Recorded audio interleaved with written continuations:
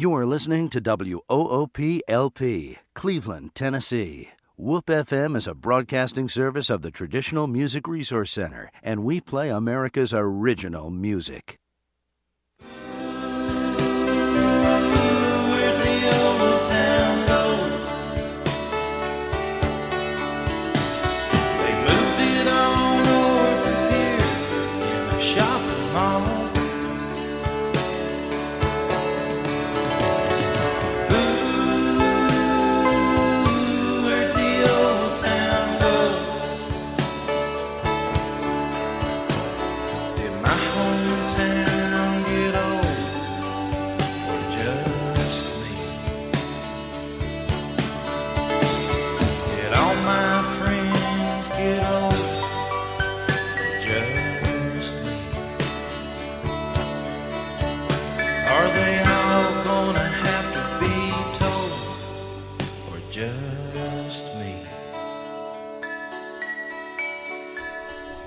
Good morning and welcome to Old Town Cleveland here on WOOP FM 99.9, or you can go to the internet at www.woopfm.com. You can call us here at 614-5553. If you have an iPhone or an iPad, you can download our app, and the only radio station in Cleveland with an iPhone app. So go to our website at www.woopfm.com and download that app, and you can hear us all the way around the world. And this morning, welcome my lovely wife, Debbie. Tell us about what we're doing this morning. This morning is August the 17th, and if you happen to have missed last week's show, you can catch it on our archives on www.woopfm.com. We're going to have a great show here today, and I think we'll have lots of callers. We have Jack Sanders with us up from Shadida Valley. I always get called on how I say that. And P-Dab Matthews, and we're going to be talking about... He's from the west side, right? Yeah, from the west side. We're getting the west side story today. Yeah. We'll be talking about farming and anything else you guys want to talk about, and I think it'll be a lot of fun. I got a question for you guys right off the bat. I saw a woolly worm last Sunday. What does that mean? What color was he? He was gold. He was yellow. Well, that's supposed to mean it's going to be a mild winter. Okay, there you go. They say if they're black, it's going to be a rough winter. Well, that's one of the reasons I noticed that it was quite large and it was kind of golden yellow. Seems like fall's getting here early. It's kind of early to see one. But it's cool. Yeah. Last Sunday, I sure did. I went down to the football jamboree last night, watched Bradley and Cleveland play, not each other, but play in the jamboree, and there was it was cool. Usually this time of year it's 100 degrees when they're out there playing, but I think it was 68 last night, so that's pretty. So Jack, how has all this rain affected the farmers? Things have grown well, but it's hard to get hay up when it's this moist. Vegetable people have had a lot of problems this year. Well, doesn't they need, the moisture is good, but then they need some heat, like tomatoes. The vegetable people have really hurt. It's quality's not there, and it's a lot of disease. It's been rough for vegetable people. We'll be sure to ask our squirrels what the quality of our tomatoes were. The squirrels. They ate every tomato we had this year. P-Dab saved us and brought us some fresh tomatoes. Those were very good too. Yeah, they're good. Yeah, I would like to also mention the passing of a dear friend of mine, Scott Hicks. Bless the Hicks family. Scott and I played Little League Baseball together a few years ago now, and so sorry to hear about his passing. And as we go off today, we'll play a song called Gone Home that we always play in honor of all our fallen friends. And so and we have to mention the Fox's mom today, too. Randy Fox lost his mom this week, and he has definitely been in our thoughts. Next week, our show, Life According to Bubba. Oh, my goodness. Bubba Cry will be coming in and being on the show with us, and he and I are going to, I hope, have a lively discussion about Black Fox and McDonald community. Right. We were really excited that he agreed to come into town and be on the show, and that should be a lot of fun for everyone. Also, next Saturday, something going on that will interest a lot of people here in Cleveland. A young lady named Joy Cagle has written a book about the disappearance of Carrie Smith Lawson. That happened 22 years ago. Isn't that hard to believe? 22 years ago was when she was kidnapped. Her body has never been found. And the name of the book is Presumption of Death. And she is going to do her very first book signing here in Cleveland at the Red Ribbon next Saturday from 1 to 3 p.m. And we invited her to be on our show, but she couldn't come into town quite that early. And if you want to reserve a book to be signed, you call 473-1114. They're only $16. But I just knew a lot of our listeners would be interested in that. I definitely want one of those. You know, the guy who supposedly kidnapped her and killed himself. Yes. So they had took the knowledge to the grave and with him. He had a girlfriend who has never admitted to anything yet. So, you know. Well, she says that she doesn't know, but this lady has done 17 years of research on that case, and there's a lot of things there that I think she tells that haven't, that maybe we haven't heard, or at least it's all pulled together. And such a sad, reserve that book. Sad story for the Smith and Lawson families there. But anyway, she'll be here next Saturday, and you guys will want to go by and do that. And now after Bubba next week that would be the 17th, the 24th. Is that the day we're going to talk to the snake handling people? We're doing the World According to Bubba next week on the 24th, and then on the 31st is the snake handling churches. And then on September the 7th, we're almost certain that Steve Bivens and his mom, 92 years young, will be coming in and talking about her life growing up. And I think that'll be a lot of fun. And then later in September, P-Dab's going to work on getting his aunt to come in and tell her. I call those primary sources, people that really have lived the life. How old is she? I believe she'll be 88 or 89. She's in her late 80s and still very, very active. And that's why we had to wait for her to come on. She's too busy to come on. Yeah. And then later in September, of course, P-Dab and his aunt, and then Kent Inslee, a regular listener of ours, is going to come on and talk about stuff. And I'm kind of excited about that, too, because he grew up in the same neighborhood down in southeastern Bradley County that I did. So we'll really be talking about the creeks and the rocks and the branches that day. I have to stop here for a moment and say happy 98th birthday to my third grade teacher, Miss Gaynell Humbert. She lives down next to Sugar Creek United Methodist Church down in the country, and she still lives by herself and takes care of herself. And everybody that knows her, I believe her number is in the phone book, and she would love to get a call from you, especially if you were a former student. I went down there about 5 or 6 years ago and interviewed her, and she pulled out letters and notes from the 1950s that students had written her while she had them in class, and one of them was Sheridan Randolph. And well, some of her students turned out good then, and some didn't. No, you pick which one on that. But that's just a really exciting thing. 98 years of knowledge and educated hundreds of children in that community. She worked at the number 4 school. And she worked at Valley View School, I believe, and that's where I had her, at Valley View School. Another thing going on today is Davy Crockett's 227th birthday, but he's not going to be at his party. The East Tennessee Historical Society is having their big history fair in downtown Knoxville today. It's from 10 to 5. All the activities are free, including the museums and the historic houses in Knoxville. And there's music, and it's right downtown in that park that you and I loved so much that we saw. Beautiful downtown park. All around the museum there, and that's sponsored by our friends at the East Tennessee Historical Society. And congratulations to Dustin and Ashley Coleman, 3 years anniversary this week. Mm-hmm. And then our daughter-in-law, her birthday's actually tomorrow. Happy birthday to Aaliyah. Yeah. And our daughter and son-in-law survived driving a baby all the way to Daytona and back. Yeah. If you've never done that, it's kind of a hard thing. One big enough to make noise a lot. 16 with 16 months. She whines.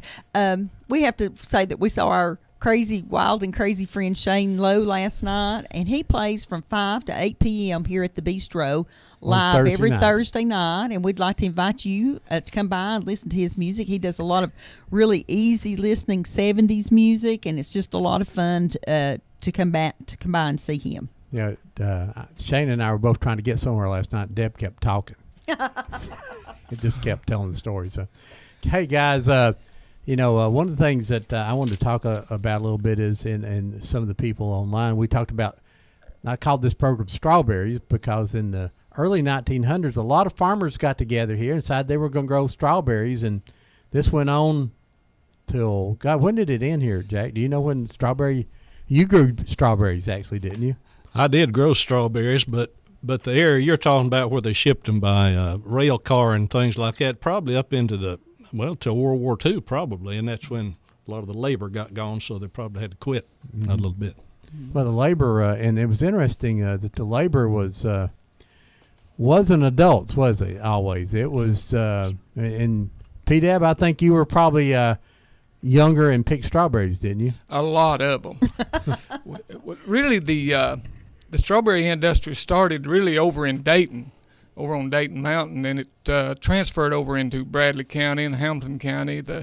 They brought their farming skills. That's the way my dad was. His dad came from Dayton, and they started farming in this area, in the White Oak area, in the White Oak Mountain area, and over in Harrison and around places like that. The Ramseys was big in strawberries over there, and the Wolfs. That lasted up until the mid-'60s. And what happened, the industrial took over the labor force.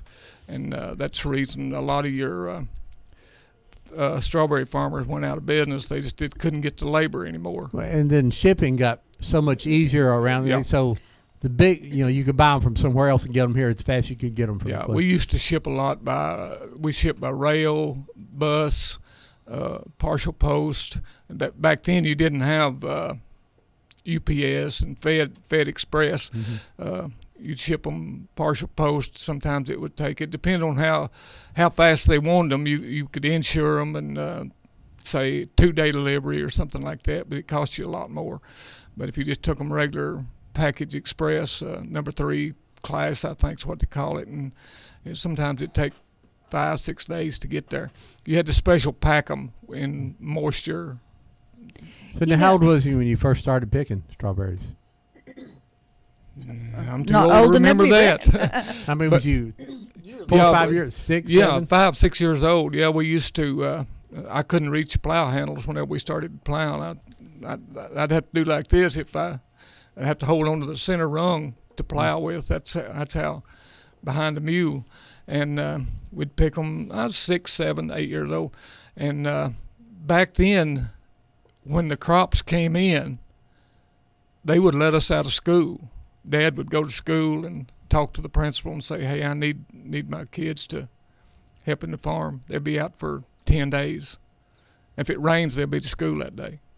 Jack, why do you think strawberries was so big starting in Dayton and Cleveland? And I mean, was it something about our soil, or was it just a easy cash crop, or why did you get into it? It wasn't easy, I'll tell you that. It wasn't easy, but you had the labor, and it was a good money making crop, even to start with, because you were limited in what you could do to sell, and just a few things like strawberries that you could put out and get some cash for it pretty fast. So now, it seems to me that over in Dayton, isn't the soil kind of sandy over there? Up on the mountain it was. It's good for strawberry growing, or it doesn't require a rich bottomland farm, does it? Or does it? Well, a lot of times the old theory was you put this in.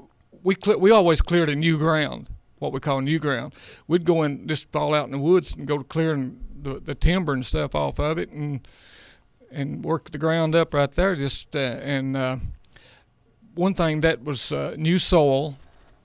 It was didn't have all the weeds and grass and stuff in it that a bottomland would have, and you tried to get on the on the east hillside, so you get that morning sun, and you put them on a hillside, but because it wouldn't break your back when you started getting them out of the ground, you would have it's just like roofing a house. Steeper the roof, the better the roofers like it, because they don't have to bend their back. And that's the way it was with raising strawberries. And I always accused my dad of getting the roughest and the farthest away from anybody that he could get to clear a new ground. It wasn't anything for him to fall out and clear 10, 12 acres of just rough timber. And back then, we didn't have bow water to take the timber off. We just pushed it off in a big gully and either burned it or let it rot there. And it was just the raw ground. Where did the strawberry plants come from? Lord, Well, I you don't said know. Dr. Bancroft or Paul Bancroft grew a lot Yeah. around here, but Yeah. now before that, a lot of people, of course, grew their own for a while. But you have a little bit of problem with the disease when you try to get your own. One thing that happened to this area was a disease called red steel. It hit the strawberry crop, and it scared all the other growers to death. They wouldn't order from us because but you had to have an inspector come in, an agriculture man come in and certify your plants. And if they found one, just a section, they would condemn as much as an acre. You wasn't allowed to dig them or anything. You could pick them. Didn't hurt the fruit, but as far as the plant, they would condemn the plant. I know reading that little pamphlet, we couldn't find it, but But you can actually buy that little book, Ron, down at the museum center. there were Strawberry thousands. Times. They bought hundreds of thousands of plants from Dayton when they first started back in the 20s, and they were, a 1,000 of them was a nickel or something like that. It was pretty reasonable considering today's thing. I guess today it'd be $500 for 1,000, but because the nickel went a long way back in 1920. Don't go quite as far now. And you could make more money growing plants than you could the berries at one Right. time. Yeah. Mm-hmm. The plants we shipped them all over the United States and Puerto Rico and places like that, and they would order anywhere from 100 to 100,000. And That's unbelievable, just that many plants. But we raise them for the plants. Whenever the thicker we could get them on the ground, the better off we were. We tried to raise 100,000 to the acre. Jack, how So many you did were you have raising out? the Do you know? plants. Do you know how many plants you had out when you grew them? Well, you wouldn't put out but about 20,000 or so if you really put them thick. Well, that's on plastic. Back on the old time, you didn't use 10,000, 10 or 12? 10,000 to the acre or something like that. There's two different ways of growing them. Anywhere from 8 to 10,000 to the acre. It Right. depended on, and we put the rows as close as we could, where we could just kind of bust the middle out with a double foot and keep them worked out. You tried to get as many, we call them the mother plant, per acre as you could get. That way, they would produce about, in real good soil and a good year, you could get 20, 25 plants off of a single plant. Now, people say you used to pay a nickel a cup or got paid a nickel a cup for picking strawberries. Yep. So you said that you tried that one summer, didn't you?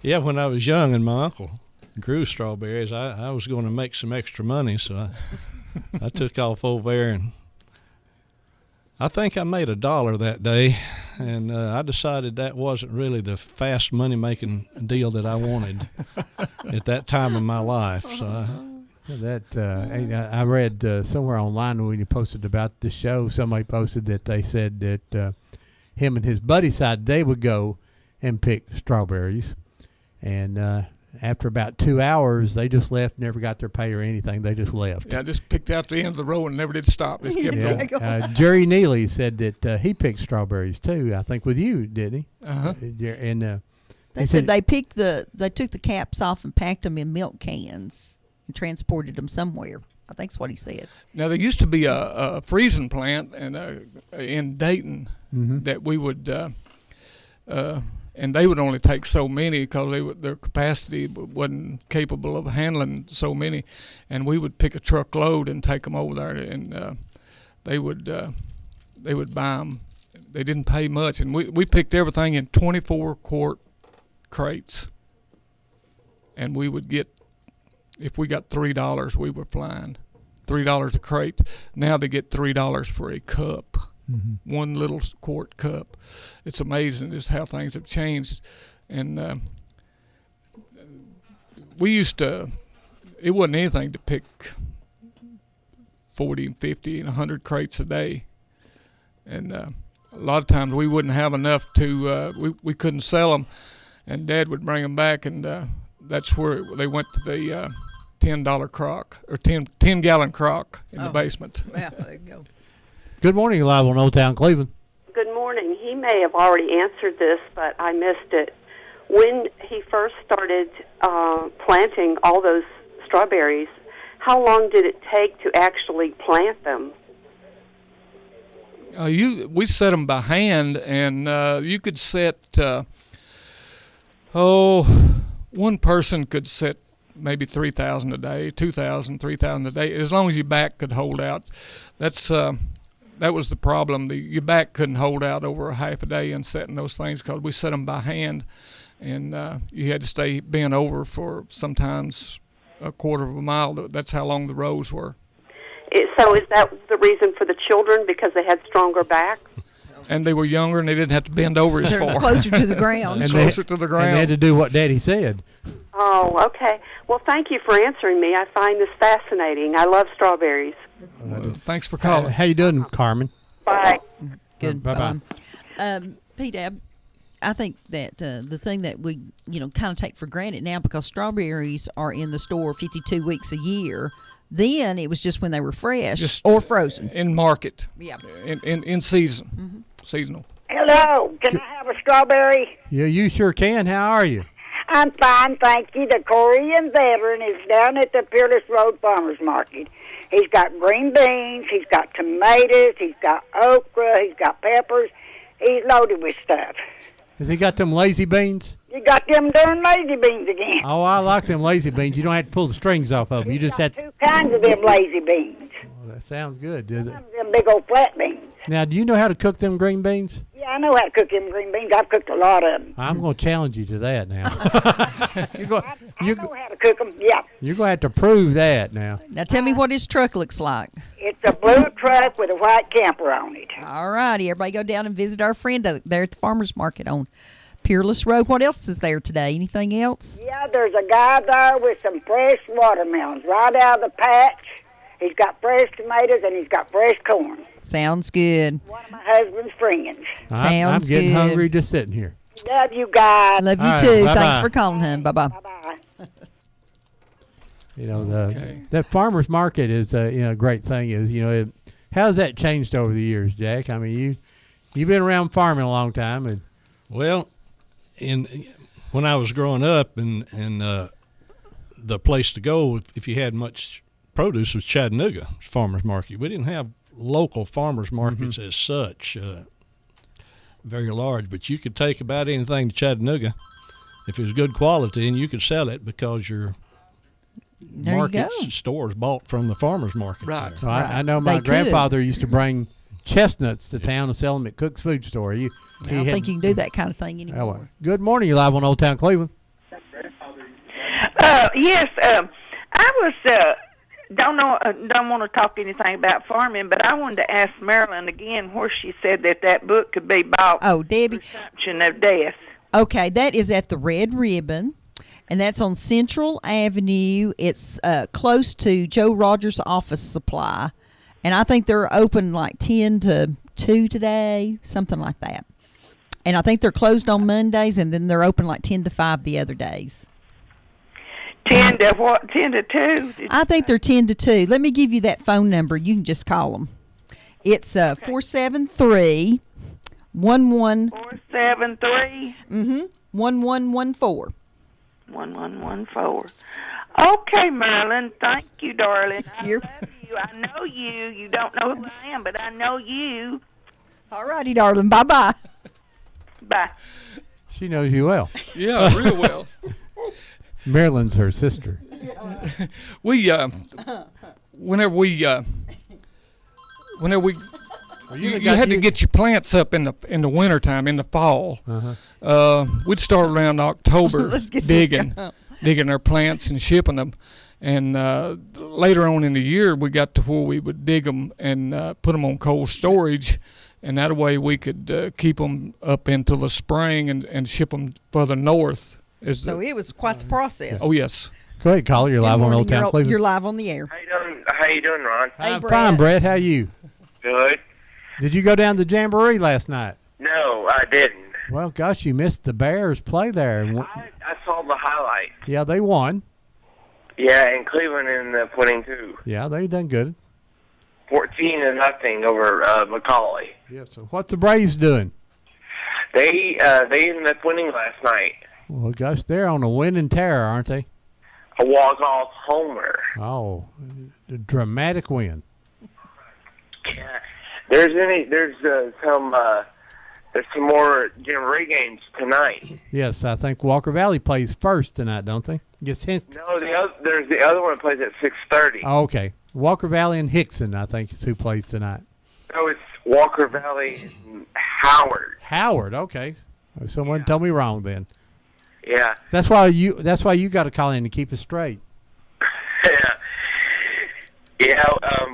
We play tonight at 7:10. 7:10. All right. That's the Braves. Ron. Yeah. Steven Strasburg is on the mound for the Nationals tonight. Uh-huh. And Mike Minor on the mound for Atlanta. Okay, that sounds like a good matchup. 75 wins, Ron, Uh-huh. and 47 losses. Pretty good. Yeah. It'd be worse if it was the other way around, though, wouldn't it? Yeah. All right, Brett. Well, thanks for calling. Bye, Brett. Bye-bye. Bye.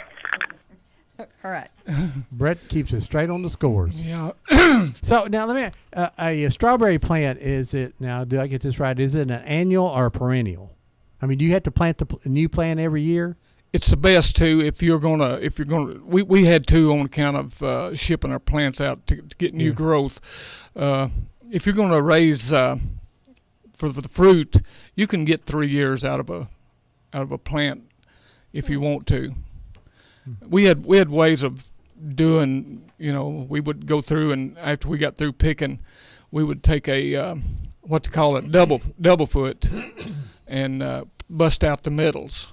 Tell us what a double foot is for us ignorant It's a city boys. 2-foot plow. A 2-foot plow, okay. Pulled by a mule, and we would bust out the middle, and that would kill the middle, and that would leave that middle open. How do you keep the mule from stepping on the strawberries? It didn't hurt them. You cannot kill a strawberry plant. I can. Well, that's one way you set them out is you put them in the ground and step right on top of it. Nice, pack the dirt around it. That's what. Well, that's the way I plant now.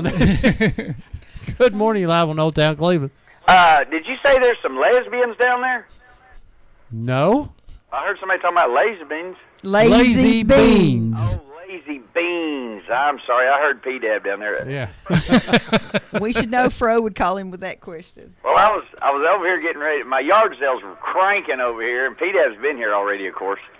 Got all the good stuff. Well, we've got 7,000 items worth of nickel, and then I've got one item worth $40, and that's the first thing P-Dab picked up.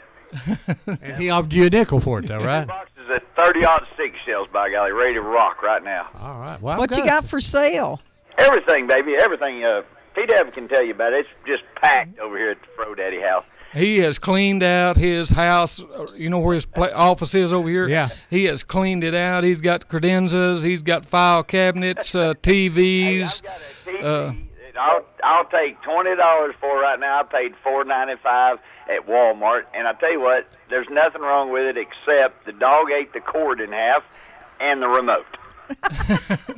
Now, if does the dog come with it? If you wiggle its ear, does it change channels? No, I already shot the dog. Okay. But, yeah, you got to get up to go push the button. That's the hardest part. That's picking the damn thing up. Hey, I just wanted to yell at y'all and tell you I've listened to strawberries. And the best thing I think of is if you drop a fresh cut strawberry into some good moonshine. Whew. That's the best. That and strawberry Abita down in New Orleans. That's my favorite. Hey, Fro, one of the first shows we did, we were talking about moonshine, and somebody walked in with a quart and gave it to us. And we put apples in it, and it's still in the freezer, and those apples haven't turned the color at all. Well, the skin takes the poison out, so you're safe to drink it. That's right. No. Hey, I want some more of your moonshine cake. Yeah, but that was pretty funny. The moonshine ate the batter. Melted it. The cake was only about an inch high. It was like a big pancake with moonshine on it. I love it. Hey, Fro, I got something for you. I made habanero pineapple jelly. Whoo, Lord. Oh, that's what I say. What do you put hot jelly on? Anything? We used it for dipping sauce for wings the other night. My luck, I'd put it in my eye. Yeah. Well, now, the when we were making it, Fro, I had on the UV gloves, and Ron had a mask on.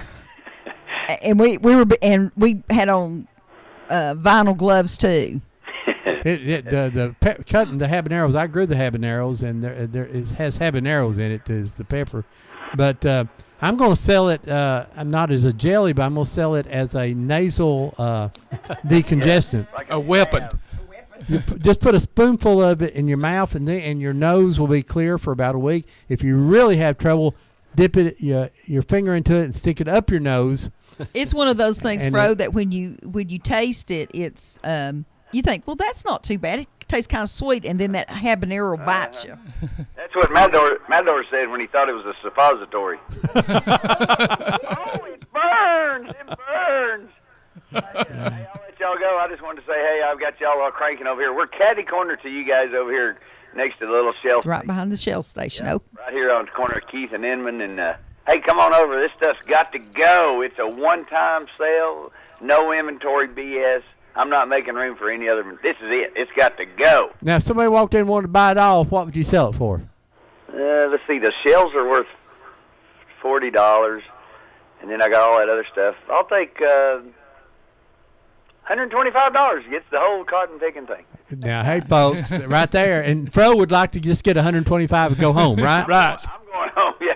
All right. I'm very tired. Hey, I got to get ready. I got a show tonight at B&B Marina. Come on down and see Convertible tonight at B&B Marina. It's going to be a lovely evening. All right. Thank you. I'll see you guys. All right, bye. That boy ain't right. No. Lord, no. Jack, what is probably the best cash crop grown in Bradley County? Today? Uh-huh. There's really not one. What is it? Well, I guess, not a crop, but there's cattle, milk. Well, cattle is, poultry's number one. Yes. Agriculture in Bradley County. Yeah. Mm-hmm. Probably beef cattle's number two now. Our dairies have dropped down. We probably don't have. I think that nine or 10 9 is all that's left in Bradley County. Yeah. Speaking of that, at the farmers market on Thursday afternoons over here at First Street, I believe the Haneys have fresh milk over there that you can buy. Fresh milk and buttermilk and butter. There's where you get your fresh buttermilk. Everybody calls in and asks for. April has it over there at First Street almost every Thursday when they have the Now, I understand that if you drink that fresh milk that you should probably get accustomed to it before you drink a lot of it. Right, Yes. you do. Because it's not going to be that Mayfield milk that you get out of there. It's going to have a little bit more culture to it. Yep. I don't know how else to say that, Jack. It's got a different taste. Yep. You can Well, taste. You can taste it. It's not only the taste, it's the effect. Yep. It will. It will. You'll has a be regular. cleansing effect. Regular. You will be regular after you have that milk. But some people love it, a lot better than because the time it goes through all the processing, it loses a lot of what is really milk. Right. They take all the butter out of it. Probably what you grew up on, getting it right out of the cow, is a lot different. Yeah. Deb wouldn't drink it straight out of the cow when she lived on the farm, but her mom had poured it in one of them bottles while they weren't there, and then they'd drink it. They didn't know any different. We had one of those magic milk bottles that she bought a gallon of milk on Friday afternoon, and it stayed full all the time. 4 kids, it stayed full. Imagine that. It was magical. So, but did we ever have a cash crop here beside the strawberries? I mean, we had peaches. Peaches was a big thing. Of course, tobacco was a good cash crop for several years. Everybody had their little tobacco patch, quarter, half, acre, something like that. But there's probably only 2 or 3 farmers in Bradley County growing them now and growing tobacco, and they grow 100, 150 acres. Yeah, Brown still growing tobacco? Mike Brown grows tobacco. I don't know whether John Thompson still grows any or not. He did. But tobacco is another thing that what happened there was the labor. Labor killed. I mean, it takes.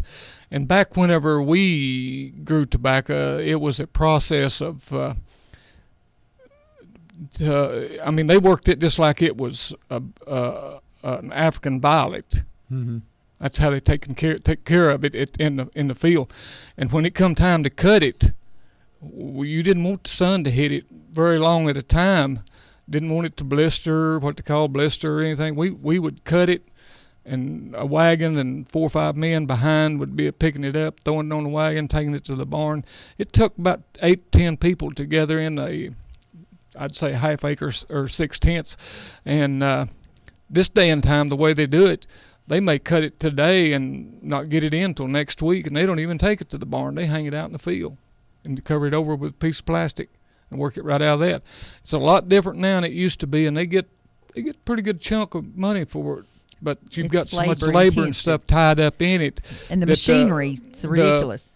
Profit margin, I'd say, is probably equal to what it was back do you think then. the anti-smoking thing affected tobacco? Or No, most of our tobacco is exported now. Was that what? Yeah, I mean, a lot of it.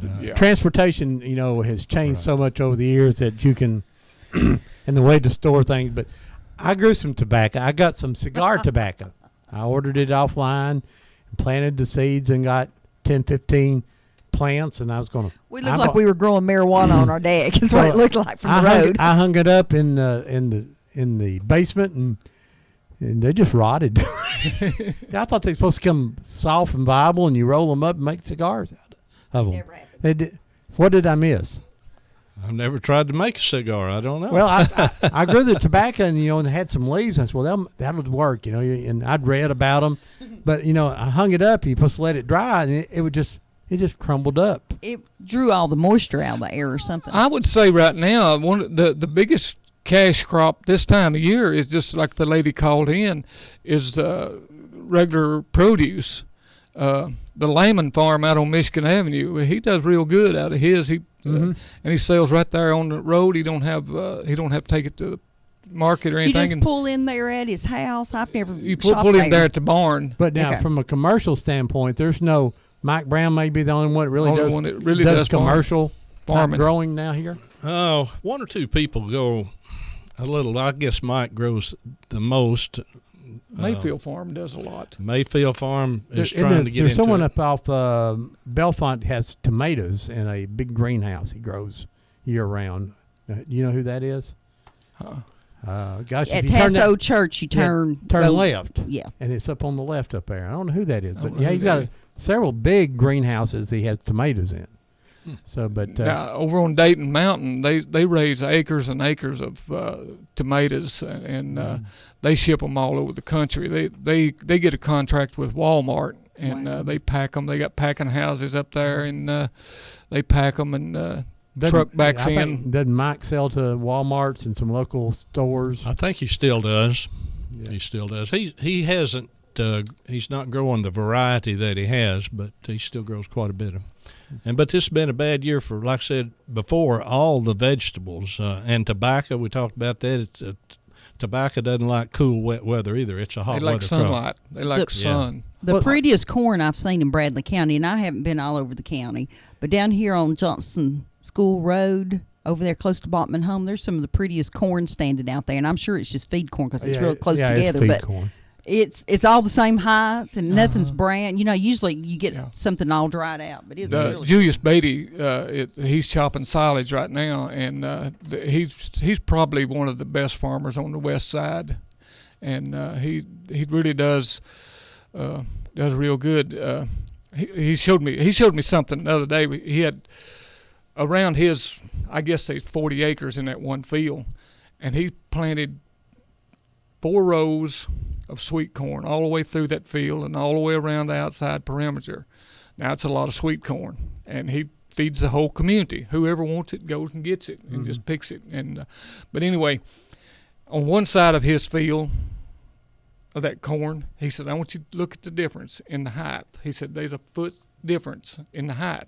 They was planted the same day, and he said, we sprayed this field down here with a different kind of fertilizer spray, and the man from the office where they got that stuff coming down and cut it and measured the stalk, and he said there's 1/8 of an inch difference in the diameter of that one they sprayed with that new chemical than they did with the other.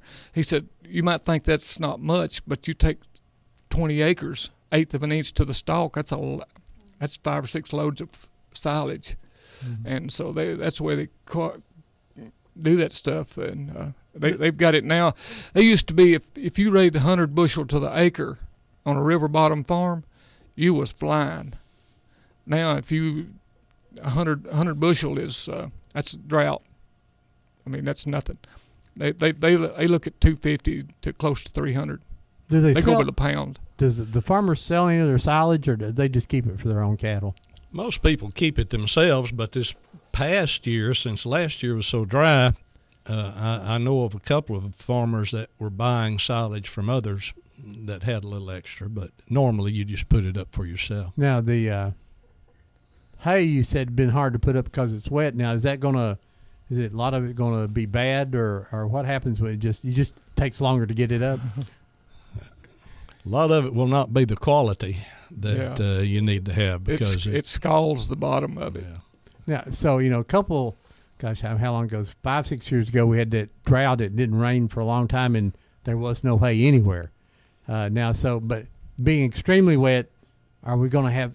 Is it the same problem as being extremely dry, just to the other side, or I always said I wasn't going to complain about the water. It's just harder to live with it, but it's harder to live with water. I mean, it's easier to live with water than it is without it. So, because the cows can go out there and get something to eat when it's wet, and you don't have to harvest it. You can let them harvest it. But if it's dry, they don't have anything. So, it's just a little more difficult, but it's still a pretty good year this year. I'd rather have it in the barn is not being able to get it and put it in the barn, because what they do now is they can mix some supplement with that hay and grind it and everything. It makes pretty good feed. Yeah. Now they put it in them big round bales. I remember the days when you had it on those smaller bales, and when I was a young boy, it would get hard to throw bales, and of course my biggest thing is a truckload of watermelons come in, and I unloaded the watermelons, and he'd said he'd give me a watermelon or $2. So I took the watermelon, of course. Then I found out he was selling the watermelons for $1 a piece. So I could have kept $1 and then bought a watermelon, but that's before you studied economics and math. I won't work on that math there, So, I was a suburban kid, but I lived near a store, and the big watermelon trucks come in. They hire us boys to unload it, and so, yeah. P-Dab. Yes. I'm always off the subject. Where's Powder Springs? Uh-oh. You asked me that before. The silence from the P-Dab. Well, I don't remember asking you. Was the answer that you didn't know? I believe Powder Springs is down in the lower end of the county. I don't know. I don't know for down sure. In the McDonald community. I think it is. There was a resort there, Deb. Well, that's why I'm looking for it. Well, so if anybody knows where I'll have Powder to go back and Springs see is where I read located, that because about. Mr. Easterly used to want to tell me about Powder Springs. Deb, go That's to the reason that. I say that, because I think it might be down in that in that area. It is. That Envisions book that the lady wrote about McDonald and all that. It talks about Powder Springs. Well, I know it does, but it gives me all it says is that's where Mrs. Will Humphreys lives now. Well, I don't know in 1970 where Mrs. Humphreys lived. Okay, sorry. You're getting back to the strawberries. We used to we used to come to when it come berry picking time. We would call the unemployment office out here and tell them we needed all the help we could get, and we would run a 2-ton truck out there, flatbed truck, early in the morning, and pick up 50, 60 people. They'd crawl in the back of that truck with their dinner sacks and their jackets, and they'd come, and we'd tell them before they left, now they had a one-way ticket. That was it. There wasn't no bus coming back till late that evening. And they would stay all day and pick. And you'd always have one or two that, I ain't picking them strawberries, and he'd go up and lay under the shade tree till the truck come back to town. And because we were so far back in the mountains, they wouldn't dare walk out because they didn't know how to get out. But that was one way we had of getting help, and it was sometimes there'd be 300-400 people standing there waiting, and you just get what you needed, and there would be another truck pull in behind and get a load. So how much was you paying? Did you pay them by the hour or by the cup? Paid them by the cup, so 5 cents a cup. So what did an average person make a day? $4. 5. Pretty good money. 6. So you just paid them cash at the end of the day? At the end of the day, would come to the packing shed, and they'd turn their tickets in like that there. Did they get a 1099 for them? They'd turn in we had this is kind of like a This is whenever we dug the plants, we would give them one of these tickets when they got 500 or 1,000. You'd have somebody come around, take them up. And if you took up 500, you give them a ticket. This was 1,000 right here. You take up 1,000 plants. Well, you'd give them that ticket. Well, they would either cash some of them in if they needed groceries that night. They would cash $4 or $5 worth in, but they would hold them to Friday evening, and they'd have a stack that high, and they would come to the house or come to the packing shed, and we'd pay off in cash money. That had to be interesting. Good morning. You're live on Old Town Cleveland. Good morning. This is Darlene Goins. How are y'all doing today? Fine, Hey, Darlene. What's going on up in Big Charleston? Well, I thought you might get Jack to tell you a little about when the cowpea was a big crop. We'll do that in just. We do have that on our schedule here. But I this want morning. you to tell us about the Cowpea Festival while you're on the air, and then we'll let Jack tell us all about those barges and stuff. Okay, I'll do that. The festival's going to be September 14th this year. We're starting at 10 o'clock.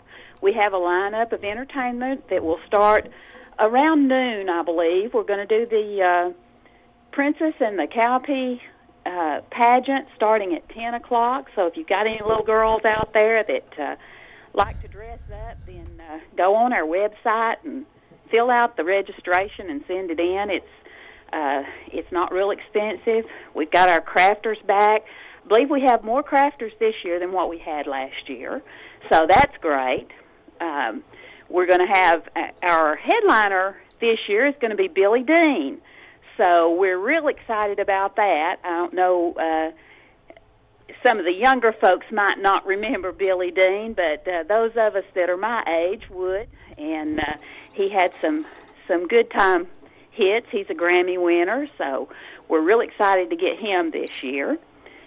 And our cook-off is coming along. We're still looking for a couple of chefs, but we're going to have that again, and we'll have our souvenir spoons for sale for $5. And when you buy that spoon, you get to taste what the chefs have created. And we don't want everybody to forget either that we're going to have the amateur cook-off. So if you've got a recipe for cowpeas that you think might win, then you need to check into getting that registered for our cook-off. What's your photography contest? It's agricultural photography, and all the information is on the website. It's cowpeafestival.com. Okay. And so all the information is on there. And I'm not sure what that deadline is on that, Debbie, but I know it's coming up really quick. So if you're interested in that, they need to do that really quick. Okay. I've got a picture that I forgot to enter down in the country fair. I entered a few down there and won me some ribbons. And I've got one that I think I might enter for you guys. Okay, great. All right, thank you. And we'll let Jack talk to us about cowpeas here. Thanks, Darlene. We appreciate everything you're doing. Tell us again when the Heritage Center's open up there in Charleston. The Heritage Center is open Tuesday through Saturday from 11 a.m. to 5 p.m. All righty. Good job getting that opened up, and it's just a great addition to our community. I hope everybody will take a chance one day to come by and see what we've got. And you know, we're already working on our expansion on that, too. We're already working on our plans. I like the way you guys think. And, Darlene, I'm going to bring you some of my maps up there to sell. Darlene already carries Confederate Voices, and the Caney Creek things are up there. So you guys can go by and get that, and that will benefit the center, too. And on Sunday, we're having our Historical Society meeting, Debbie. And Laura Spann has been doing some research on the Civil War as it pertained to the local folks around here. So she's going to be doing it on a local perspective using articles that she has found from the Athens Post in the 1860s. Yeah, I think that'll be really interesting. And the Athens Post covered the war much better than the Cleveland Daily Banner did. It happened to be a Confederate sort of newspaper, and they kept kind of putting him out of business. Right. So if you want to hear the whole story, you need to come and listen to her tomorrow. What time does that start? At 3 o'clock. At the Heritage Center, free and open to the public. Good time for you to see the Heritage Center. Thanks, Darlene. All right, thanks. Bye-bye. Darlene's been on our show before, and she's quite the good talker too. She talked basketball with us. So Jack, tell us about. Just a second here. We got the. Before we get there, we're going to do that. Get him at the top of the hour there. Okay. Good morning. It's 614. Oh, I'm going to tell you the phone number. You know the phone number. Welcome. Yes, I do. This is Lisa Poe Jones, and I was going to catch you before you got into another topic because I wanted to go back and talk about the tobacco and Mike Brown's farm. Sure. For 13 or 14 summers, my husband always got shipped back to North Carolina to barn backer. You don't pick it, you don't cut it, you barn backer. Mm-hmm. And you got to say backer. Yes, no, not tobacco. And when I go to North Carolina and I say tobacco, I get really funny looks. But Central Park gets all their tomatoes and onions from Farm Fresh Produce in Charleston. And when the farmhands told Lonnie that tobacco is their biggest crop up there, and I was just up there yesterday, and that tobacco is pathetic looking. Oh. So when they are talking about it not liking the wet, rainy weather, it doesn't. It was just, I'm sure they can salvage something out of it, but I don't even know that much about tobacco, but I could tell that stuff looks really, really bad. So, but if anybody needs any corn or green beans, head up there now. I got some beautiful-looking green beans yesterday. I got 14 ears of corn and some really large baking potatoes. My eyes were bigger than my cooking skills, but we're going to have some really good food. We got some corn up there a few weeks ago and couldn't eat it all, just left it in the produce thing, and I thought, oh, my gosh, this is dried out. It's going to be horrible. Fixed it Tuesday night, and Lonnie said it was even sweeter than the first batch we had, so... I'm sure some other people have some good corn, but they have some really good stuff up there at Farm Fresh Produce. What time's dinner? At our house, it's whenever you can run through and throw something in the microwave before you have to be out That's the door. Right. I eat from those 4 food groups, fast, fried, takeout. And it's sad because I have all of this food, and I'm thinking we have something today, we have something tomorrow, Monday, Tuesday, Wednesday, Thursday, Friday, Saturday. Maybe next Sunday I can cook, so maybe putting some stuff up to freeze. Did they put the back up the barns and smoke it in North Carolina? You'd have to ask my husband about that. I'm sure he has told me, but after a few sentences, my eyes glaze over. Yeah. So, but now I know out in West Tennessee, there's a lot of those big, tall barns, and they you go through there, and the smoke's coming out when they're drying that tobacco. And we just don't. I don't see that around here. We don't have flue cured around here. They do. They grow both in North Carolina and in north central Tennessee have quite a bit of flue cured too. So what's the difference than what we grow here than flue cured? Well, this is burley. Okay. It's just a different variety, and of course it's a different flavor. So now what do they use the same thing for cigarettes or? Flue cured is it's more of a chewing tobacco type. Oh, really? And the burley is a cigarette type. Is your cigarette, your Lucky Strikes and things like that. I remember when we used to take it to market. Now, if you've never been to a tobacco auction, now that is something to go to. A tobacco warehouse would be as long as this mall is, and they would be baskets of tobacco. They just looked like a big sea of tobacco out there, and it would be. And the people used to take pride in the way they packed it on that basket, and it would bring a penny or 2 cents more on the pound by the way it was presented, and the way it was tied up and everything. But anyway, that auctioneer would never stop. He would start at one row, and they would be Chesterfield and Liggett Myers and R.J. Reynolds, and all the tobacco companies would have their buyer there. Well, they would go through, the government would go through first and put what they call a support price. Might be 90 cents a pound. Okay, that's what it brought. You was guaranteed that. The government would give you that for it. And your tobacco companies would come through and maybe give 95 cents. And they would, and that auctioneer never stopped. And he would walk right down that line. And thanks, Lisa. I never could understand him. And I can understand an auctioneer. That's what our brother-in-law's dad, Bobby Carter, up did in a lot of that I don't That understand it. Closed up there, didn't it? I mean, Yeah. So I don't know where they take it to now. I'm not sure either, to tell the truth about it. Brent hauls it, but I don't know where he takes it to. Knoxville would have to be the closest place. Somewhere around Knoxville. We used to take. There used to be a place in Athens you could take it to Sweetwater. I think Sweetwater's where the one that Bobby ran up there for a long time. Yeah, that's a pool place now. That's where. Yeah, I know my brother-in-law. He warehouse. He still grows it, he says he grows it because he has to have something to do.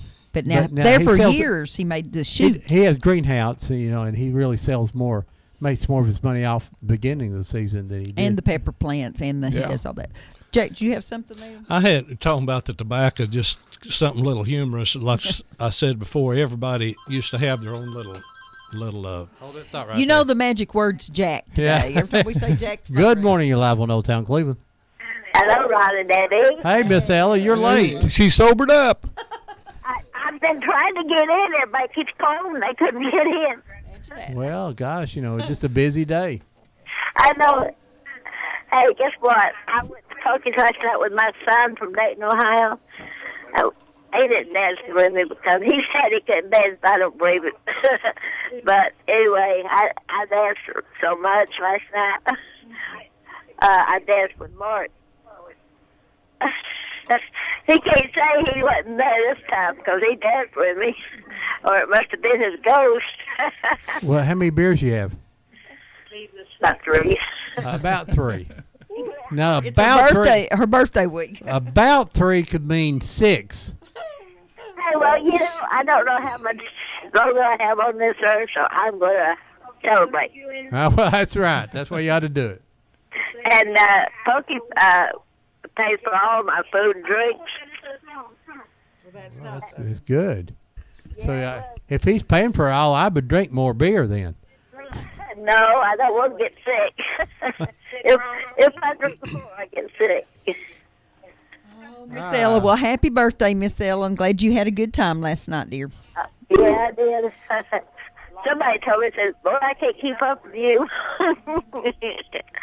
All right, we're going to go again tonight. My son wants to go again tonight. He said he liked it there.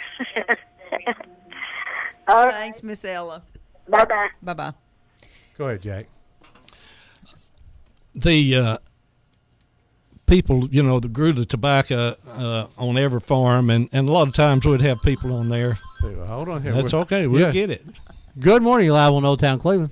Yeah, this is T. Bandy. Hey, T. Bandy. What you doing, buddy?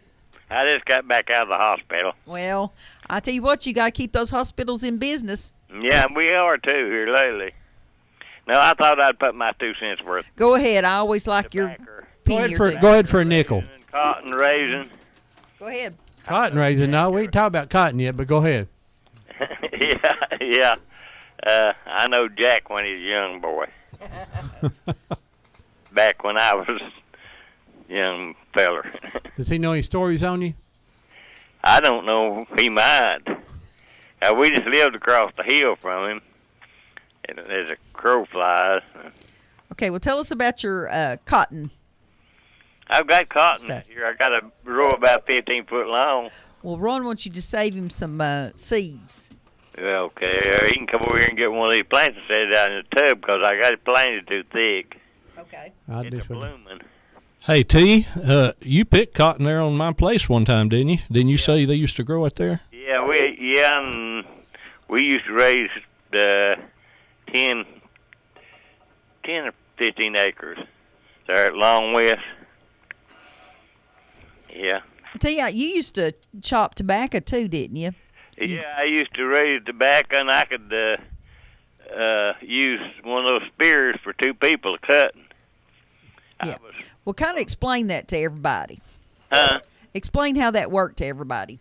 Well, you had a spear, and you had somebody that drove the sticks up out the tobacco row, and they'd be one on each side of me cutting, and I could take that tobacco and catch it at the top and spear tobacco for 2 people. Bill Sparkman didn't believe that. I went out there to his place. He had a little patch out there, and he said, "You've been bragging about spearing tobacco." I said, "I don't see." Well, he just tricked you into cutting it down for him. Is what he did. Yeah, that was one thing. Yeah, it's one thing. But no, I picked cotton way back over in the flat, just over the hill from Jack and them, and we always raised about 1.5 acres of tobacco. And y'all sold it? Oh yeah. Okay. I worked at the Lucky Strack place for 1 year. What'd you do for him? Up at Sweetwater. I would grade tobacco and come to where somebody had some rotten tobacco down in their basket. I'd just throw it over across the warehouse and put a tag on it. Mm-hmm. And then that's when I was 19-year-old. That's back when I was jumping fences and things. I can't jump them fences anymore. No. All right. Tisha's glad he can get to the toilet now. Yeah. Yeah, I had to have a walker to get to the toilet. Well, he's pretty soon he's going to have all of his parts replaced, and he's going to be doing just fine. Get his heart beating all in the same rhythm. They had to, they run that thing in there and done that abrasion and got the bottom part out of rhythm. Yeah. And I had to stay down there till it got back in rhythm.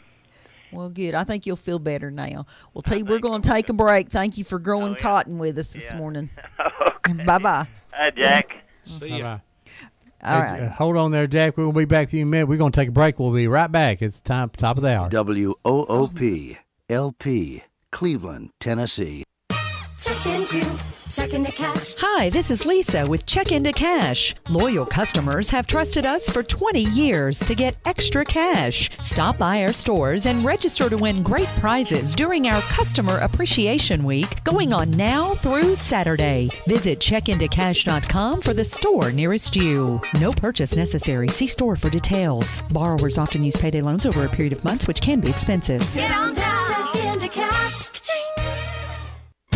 Wheeler Technologies has moved. Visit them at their new location at 490 Grove Avenue Southwest next to Bradley Rentals. Same great folks, same great service with a better location to serve you. Call Wheeler Technologies for voice, data, and security needs at 664-TECH. That's 664-8324. And remember, depend on Wheeler Technologies for the current time and temperature every day at 476-1111. Tennessee Alarm Contractor C1750. Did you know that local businesses produce more income, jobs, and taxes that stay in your local community than national chain stores do? For every $100 spent in a locally owned business, $45 stays in the local economy, while only $15 stay locally when you buy at a national chain store. When you buy from Mermaid Mattress, you are shopping local. Plus, when you buy direct from the factory, you get a better mattress at a better price, guaranteed. But only at Mermaid Mattress here in Cleveland. 1/2 mile off 25th Street on Georgetown Road, right here in beautiful Cleveland, Tennessee. Call 472-2486. Locally in Cleveland at Mermaid Mattress. Find out why Frodaddy and Matador both sleep on a locally made mattress at Mermaid. You give them a call at 472-2486. Mermaid Mattress Factory and Showroom. Kiesler Incorporated is in the business of recycling your metal, and they pay cash. The only covered scrapyard around where you can recycle rain or shine. They're located off the bypass on Overhead Bridge Road. Automobiles, appliances, copper, stainless steel, tin, all metals can be recycled at Kiesler, and you can walk away with cash. That's right, they pay cash, and they are the friendliest scrapyard in the Southeast. If you have unwanted metal just laying around, bring it to Kiesler Recycling today and walk away with cash. Kiesler Recycling open Monday through Saturday, 7:30 to 5, or call for more details, 614-3000. I'm Trey McDaniel, and here's a look at your weather forecast. Partly cloudy skies today with a 40% chance for showers. High only in the upper 70s, possibly near 80. Partly cloudy overnight with low in the mid-60s. That's a look at your weather forecast on Whoop FM. They say laughter is the best medicine, so keep listening to 99.9 Whoop FM, and you should be the healthiest people around. Where'd the old town go? They moved it on north of here in the shopping mall. Ooh, where'd the old town go? Did my hometown get old, or just me? Did all my friends get old, or just me? Are they all gonna have to be told, or just me? Welcome back to Old Town Cleveland here on Whoop FM 99.9, or you can go to the internet at www.whoopfm.com. My brain's not working. You can call us here at 614-5553. We got Jack Sanders and P. Dag Matthews here today, and we're talking. We started the strawberries, and we went through about every crop, and we got more stuff to talk about here in a few minutes. Want to mention that we are still involved in doing a documentary about the dirt track racers of North Georgia and Southeast Tennessee.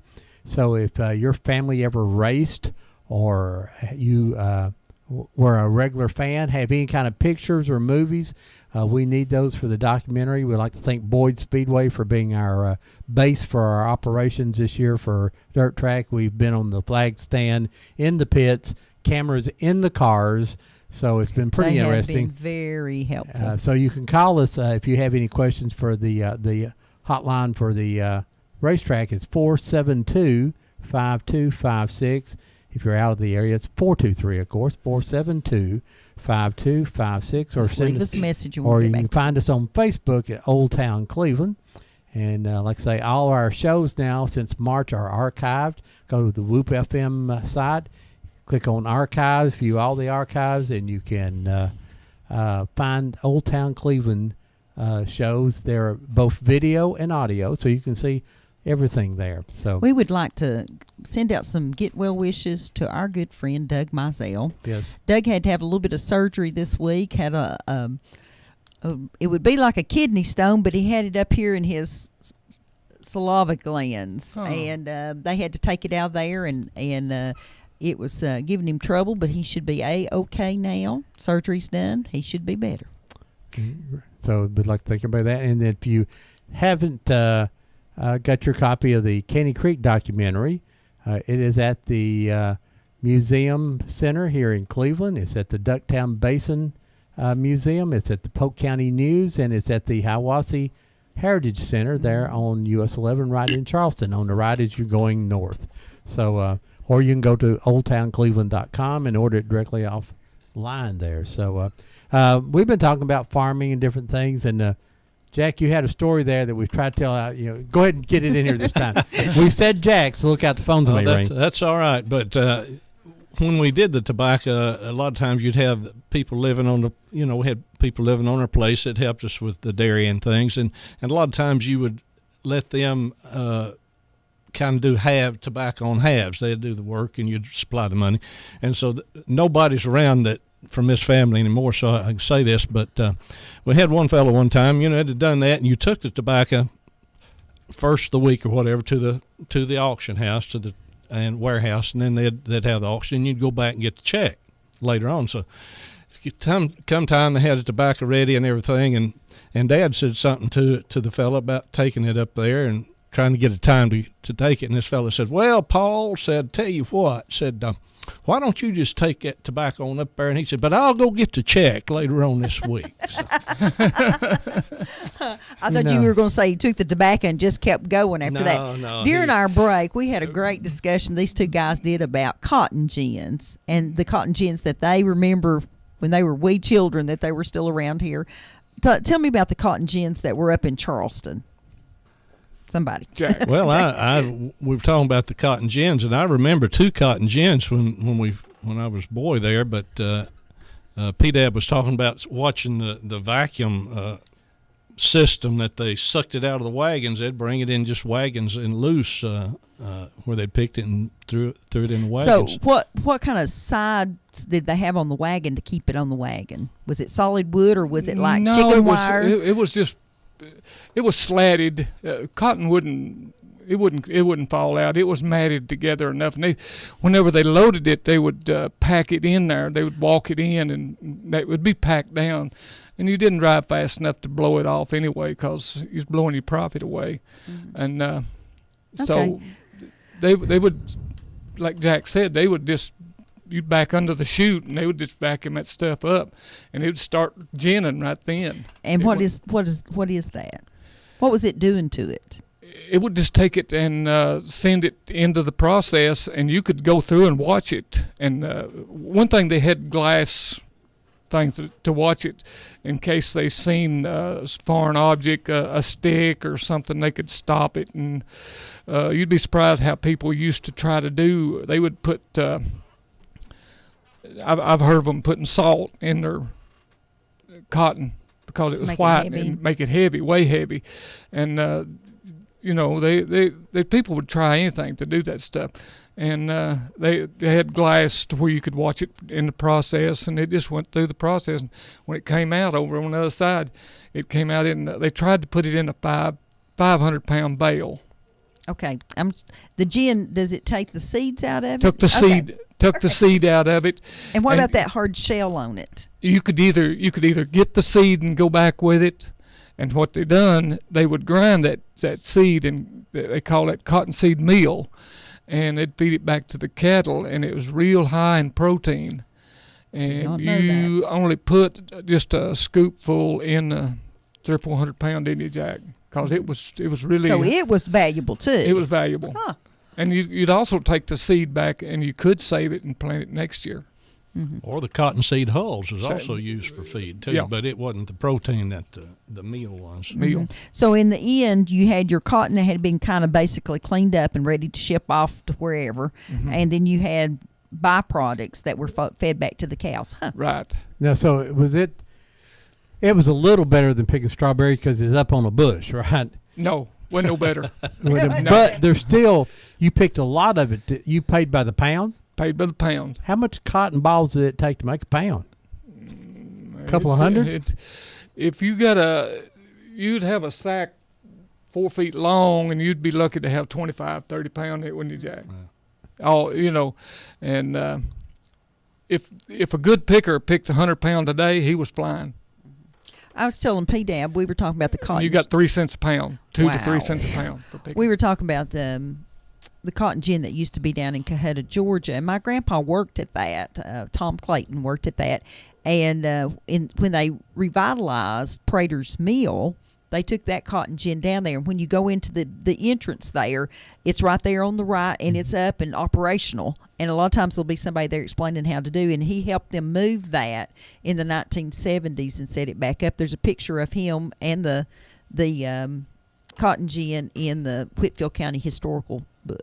Who owned the gins up in Charleston? Well, the Hambright was the one that I remember. Now, the other one, I don't know who owned it, but Hambright's had one for several years right there, next to the First Baptist Church in Charleston. There on the corner where the recreation center is now, you think? Probably. Yes, right about where that. And it had to be, we talked about this too, it needed to be close to the railroad so that, the products could be taken off. Well, how big did everybody grow cotton back then and tobacco, or what? Was that because as a boy growing up, I'm 59 now, and I only seen one place ever grow was out on Ladd Springs Road, the only place I ever seen grow cotton. Not everybody grew tobacco and cotton. Tobacco, you had to have allotment. The government allotted, and way you got allotment was by the size of farm you had. That's how many tenths you got, and they were pretty strict on how much you raised. If you had a half acre, that's 5 tenths. They would send a man round. Doyle Palmer had been in here before, and he talked about helping Mr. Elmore go around and measure that stuff, and they measured it to the stalk. Now, if you was a half a row over your allotted allowance, they made you chop it up while he stood there. You had to break it down, cut it up, and chop it up. They was pretty strict with it. And cotton was about the same way, wasn't it? Yes, it was on allotment, but it was a lot Mm-hmm. bigger allotment. You could get acres instead of tenths in it. Okay, well, let me ask you a question. This may be too political, though, but why did we have allotments of tobacco and cotton? It looked like you'd want to grow, of course, we've had parity where we paid people not to grow stuff, which I never understood, too. But well, you can't have too much of a product that you can't. But isn't it just the free market? Well, I mean, Jack, you help me with this one. The farm programs, that started back probably even in the 30s as far as that goes. But after the Depression thing, they kind of spread out where you could have everybody have a little bit, and nobody could have the monopoly on it. That's what it was. So that's the reason they did that, and they had the floor price, and it was all to help the farmers survive, the smaller farmers. And of course, food and products like this have been important to America. So the programs have worked apparently, because we are very, from an agricultural standpoint, we produce a lot of food in our country, and so still do. And America can produce more food than they can ever get rid of. I mean, that's one thing about America, that we've got means and the ways of doing it right now that Japan can make a lot of cars, but they can't compete with maters. That's right. But we say corn prices have gone plumb out of sight as far as buying it from Tractor Supply or something like that, because of the ethanol. Well, they use it in everything else too, don't they? Corn is used in everything. And what happened, they started the ethanol program, and they started absorbing all the surplus, and that made your cereal and your feed and everything go sky high. Yeah. And our government needs to be paying somebody a little bit of money to grow some corn then, to help us out a little bit. Well, they'll about pay you not to grow it. It's about as much, won't they, Jack? Well, not so much anymore. Corn. And used to be. While we're talking about that, I want to make sure people understand there's not any more of these allotment systems either. I mean, the government is kind of out of the farming business as far as supporting. Now, you still have programs that are designed to help some of them, but it's not like it used to be. When I'm looking at all these old records I look at all the time, up into the 1920s and up into the 30s, occupation, farmer. And then when you hit 1940, they were people working in factories, and it would tell what job they did. That support the war there. After the war took all the. Good morning, you're live on Old Town Cleveland. Hi, this is Sky Bradley Ogle. I'd just like to say hello to Jack. Hello. Haven't seen him in a long time. Tell Diane hello. We'll do that. But you were talking about a couple of things that I wanted to mention. Debbie's documentary on Caney Creek, or their sons. Sue Summers has just completed a print of Caney Creek, and she has about 8 copies of that down at the Creative Arts Guild. The prints are $20. Very attractive print, Very too. attractive print. It is, and it needs to go along with your. Oh, it Yeah, well, does. Sue's been going with me on my little adventures. She didn't quite get it done for it to be in our really big showings that we had, but she went up to Ducktown with me a couple weeks ago and It's sold se- some it's up selling there. quite. She has it in the museum up there. Matter of fact, I talked to Ken, the Good. director, and he sold 3 or 4 copies here in the last week of it. So it's Oh, I didn't realize doing, that. doing very well. I bought a copy yesterday when she brought them in to put them on consignment, but it just breaks my heart that that's gone. Absolutely. And another thing, y'all were talking about allotments. I used to hear about friends of mine talking about selling their allotments to somebody. Was there a lot of that done? Yes, there was, particularly in the later years when it started, fewer people started growing, and then the ones that wanted to get bigger, they had to buy the allotments at that time to have it. So probably in the 80s, no, about I'd say late 70s. late 70s, 80s. There's quite a bit of that going on. Yes. Yeah, for me to have heard about it, yeah, it would have been. And how much would you get for an allotment?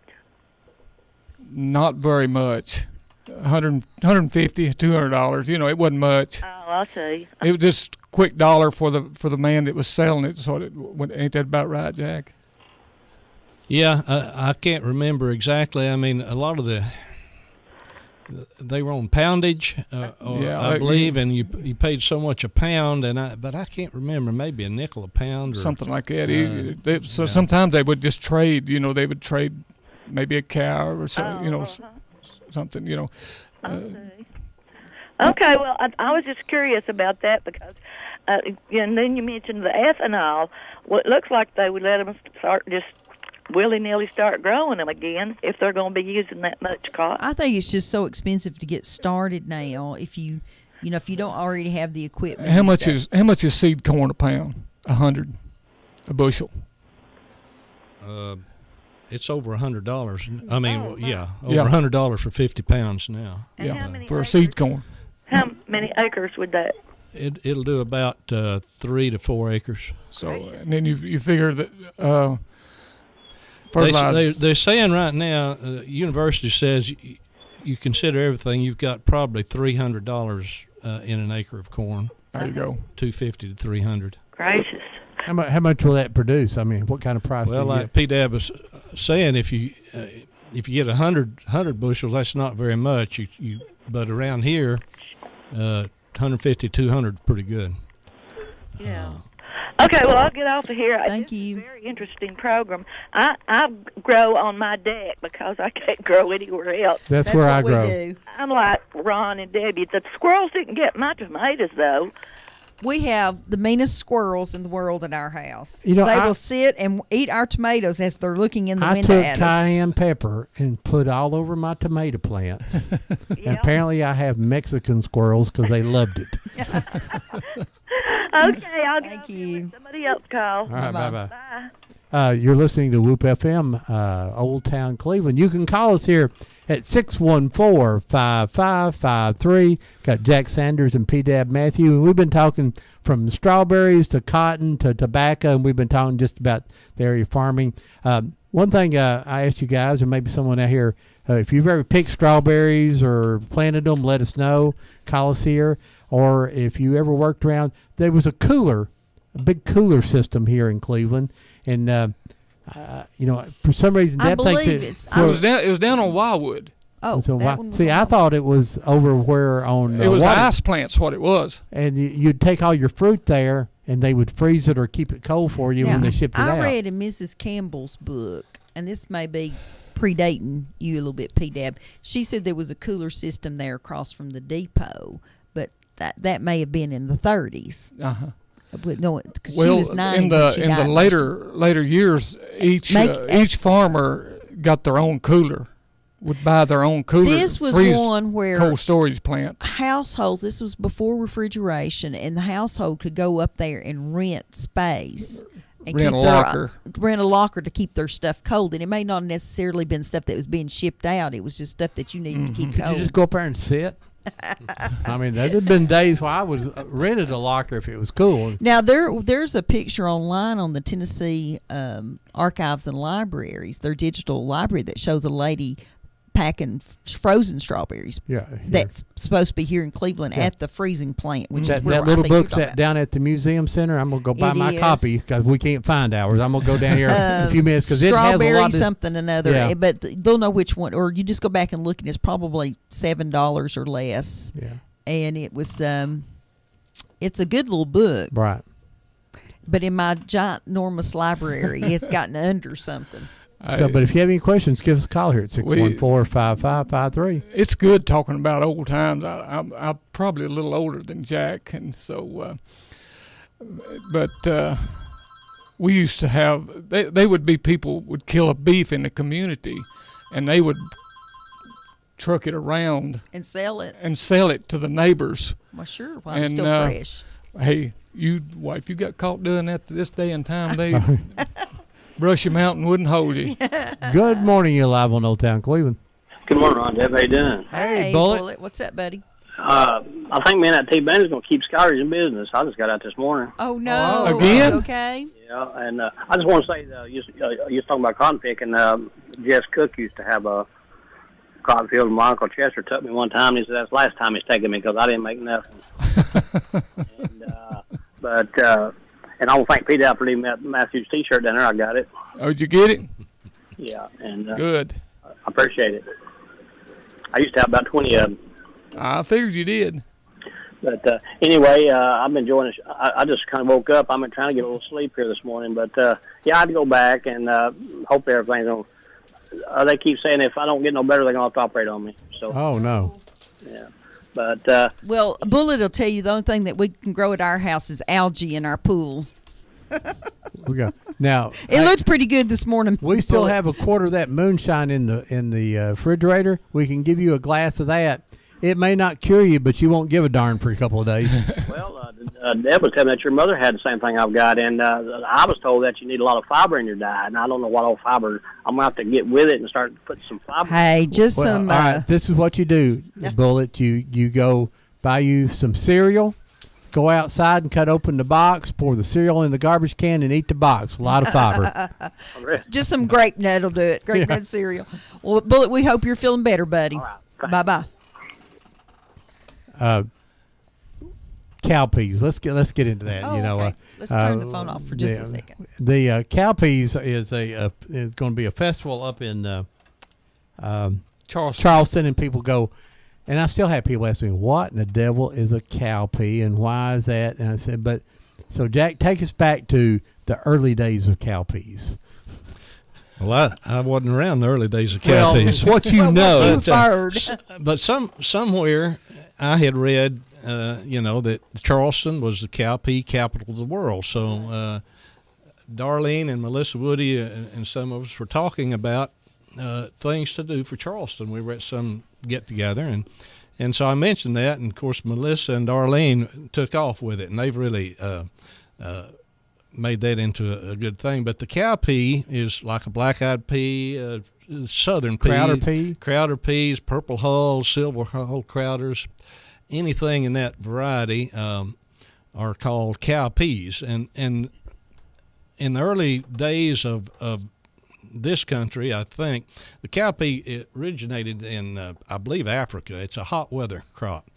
But it's a lot of vines, and you also have the edible peas. So people learned that they could grow the crop, they could eat the peas and feed the vines to the cows, and so it's called cow pea. You had the pea and you fed it to the cows. So for the poor southern farmer at one time, it was a real lifesaver in the area, and apparently a lot were grown around here, and because of Charleston being the shipping point before railroads, they had the river. A lot of them were shipped by barge to different parts of the country. So Charleston was considered the cowpea capital of the world. So at now, one time.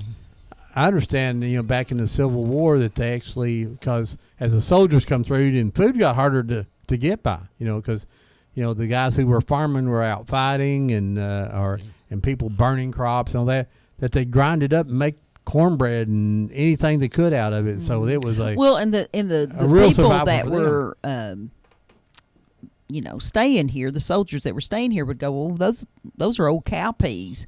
Well, what the Southerners knew, you could throw some fat back in it and make something pretty good out of it. So that's one of the fat back and make something good out of anything. Though, yeah, can't that's you? right. And so my understanding is that up to that point, a certain part of the society thought that it wasn't edible, and then that's when we learned that you could eat them, was when people were starving during the Civil War and they went out and picked them. Was it a wild crop here, or did people actually plant them, Jack? The slaves brought the I understand that it probably came from Africa with some of the slaves bringing them. But they over. planted them in rows, or you could plant them or sow them, either one. And like Jack said, you eat the fruit off of them, and what was left with the vine, they pulled it and shocked it, what they call shocking. They would just shock it in the field. Tell us what shocking means. Well, it's just a mound that they would build a rack, and then they would kind of fill that up. Okay. So it would get air through. So like a hay bin, like a hay shock, Yeah. and so it wouldn't I just rot. never heard that term. So And so you never heard shocking corn. We used to shock corn. I just ate corn. And and that's where they used to do their peas. They would shock them, or they would take them to the barn and do them just like hay, loose hay. And it was pretty high in protein. Yeah. So Feed, now, yeah. what kind of vine? You said it's on a vine. Yeah. Yeah. It's something they'll grow up 3-4 feet tall. Taller than just like a bean. soybeans. I mean, it's just like a bean. So I'm gonna have to grow me some of them now. I never grown a. They're real good. My son called them eye beans. No, eye beans. Yeah, eye beans. Yeah. So I said those black-eyed peas, he'd call them eye beans. But they do have a sort of a different taste. Is all the Crowder peas and all that same families? They all have that same little similar. Yes. I call it a funky taste. I don't know. Bean I like gravy. them. You get some sauerkraut and black-eyed peas and some, and some ribs, and I'm pretty happy boy. Yeah. And you can eat them two ways. You call roast near beans, which are still kind of green, and you can cook those just like you do green beans, maybe with. You can do it that way, or you can dry them and just use the peas and do them like you do. So they could pinto beans. feed a family for a long time. Oh, yes. Yeah, I mean, They you dried them. just like a pinto bean. Now, did your family ever make hominy from scratch? My grandmother used to make it, but I can't remember too much about that. It's hominy. got some. I mean, you put some really weird stuff in there that you Yeah, would think would be ashes and stuff like that. Yeah, you put white oak ashes. So, and isn't it basically the corn and it just swells them? Well, basically put in a lye solution. They're lye. That's the word I couldn't find. And that's what. It sounds so good. No, but homony's pretty good. Pretty good. Pretty good the way they make it. Yeah. So now, what hominy or hominy grits? Now, what's the difference? Is it You the do- hominy then ground up into? When it's still dry, they grind it up, I think. Hominy grits is just like bleached out meal to me. Is that what they made mush out of? Yeah. For any of our northern friends, Cornmeal. Just for any of our northern friends who don't know what grits are, when you go to the restaurant, don't order a grit. We had a friend said we kept aggravating one of our friends about grits, and he finally says, "Oh, okay, I'll try one." Okay. They come in a bowl, so Yeah. So Yeah. of course, what I like to put like butter in mine And sugar. and then maybe some jelly in it. It's to hold And the it's butter and that's sugar what together. that's for, is to hold the butter, the jelly, and the Them sugar together long enough to get it down. I could put some of my habanero jelly in there, There and that you would make go. it very good. That'll crank it up.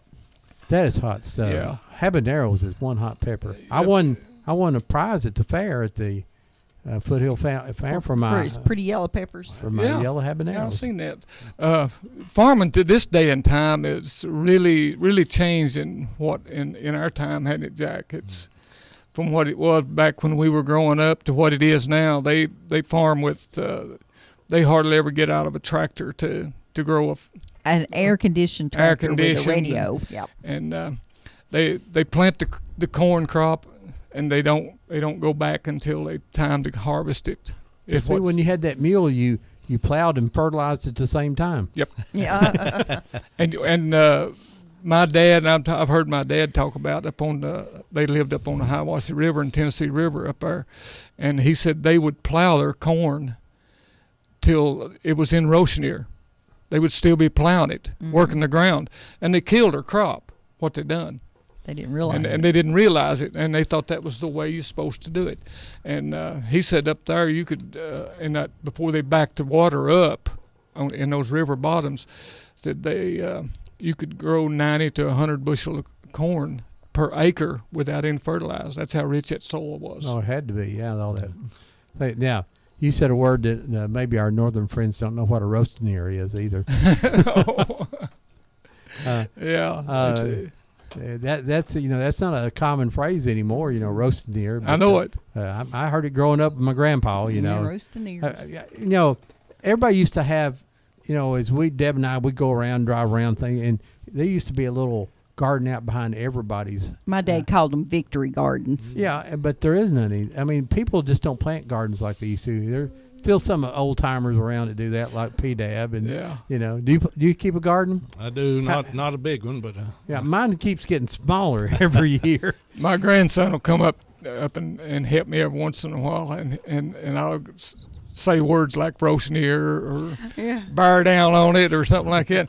He said, "Where did you get this language at?" He said, "What book did you learn this out of?" He said, we did a show about old sayings and things one time, and it was pretty interesting. And then we had on home remedies, which was pretty much, I think, Bird Dog's mom come in, Mama Bird Dog, and Mr. Haney come in. We talked about kerosene and turpentine and coal oil, black drought. Oh, I tell you that kerosene on the cut, that cut wasn't going to get infected, and it healed fast. And if you complained, your mom gave you a spoonful of cod liver oil, and you didn't complain, it cured complaining. That's what it did. I've got a scar in the arch of my foot where I stepped on a piece of glass when I was about 5 years old, and today that scar is still as big as your little finger. There, you can lay your finger in.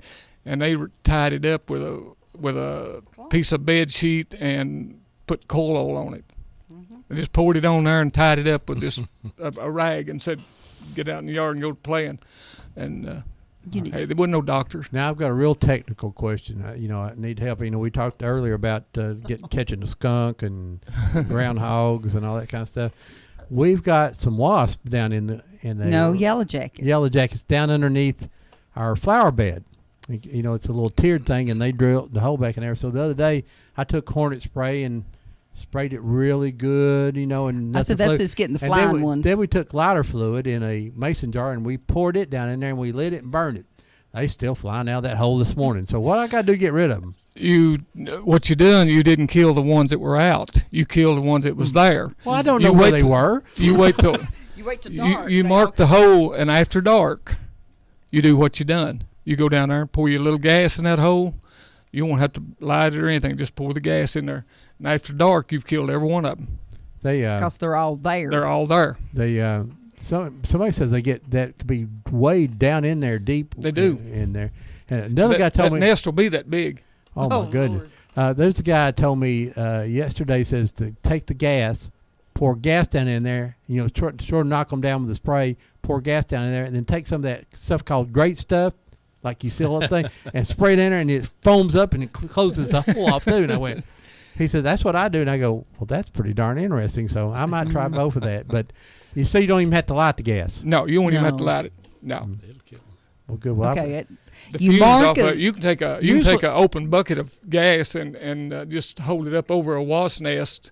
I know they can't see me demonstrating this over the radio. well, yeah. Some people on the line can. But anyway, you can just hold that open bucket of. And the fumes off of it will kill the wasp.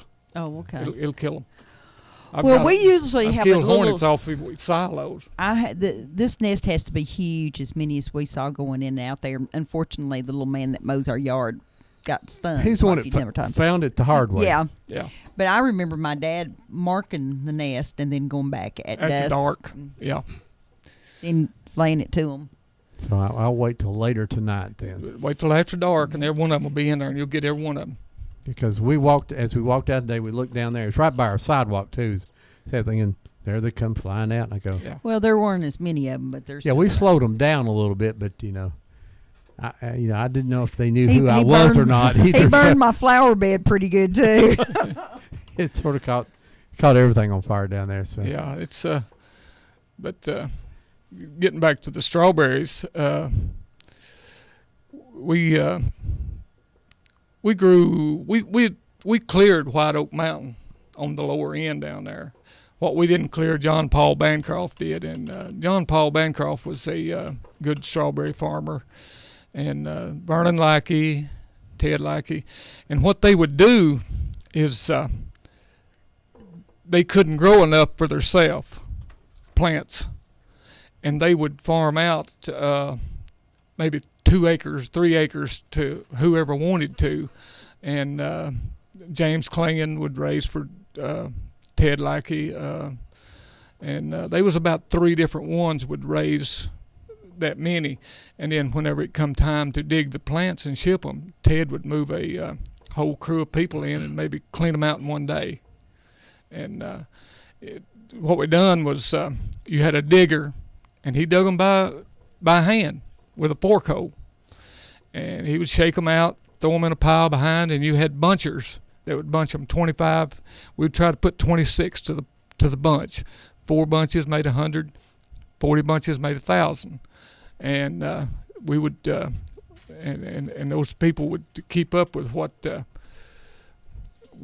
they bunched, and you had a person that took them up, and you would take them up behind each person, and you would pay them off with a ticket per 1,000, and each one of them had the owner's name on it. That way they couldn't take it, say, I got them from Ted Lackey, I got them from Lester Matthews, or what. Each one of them had their name on it.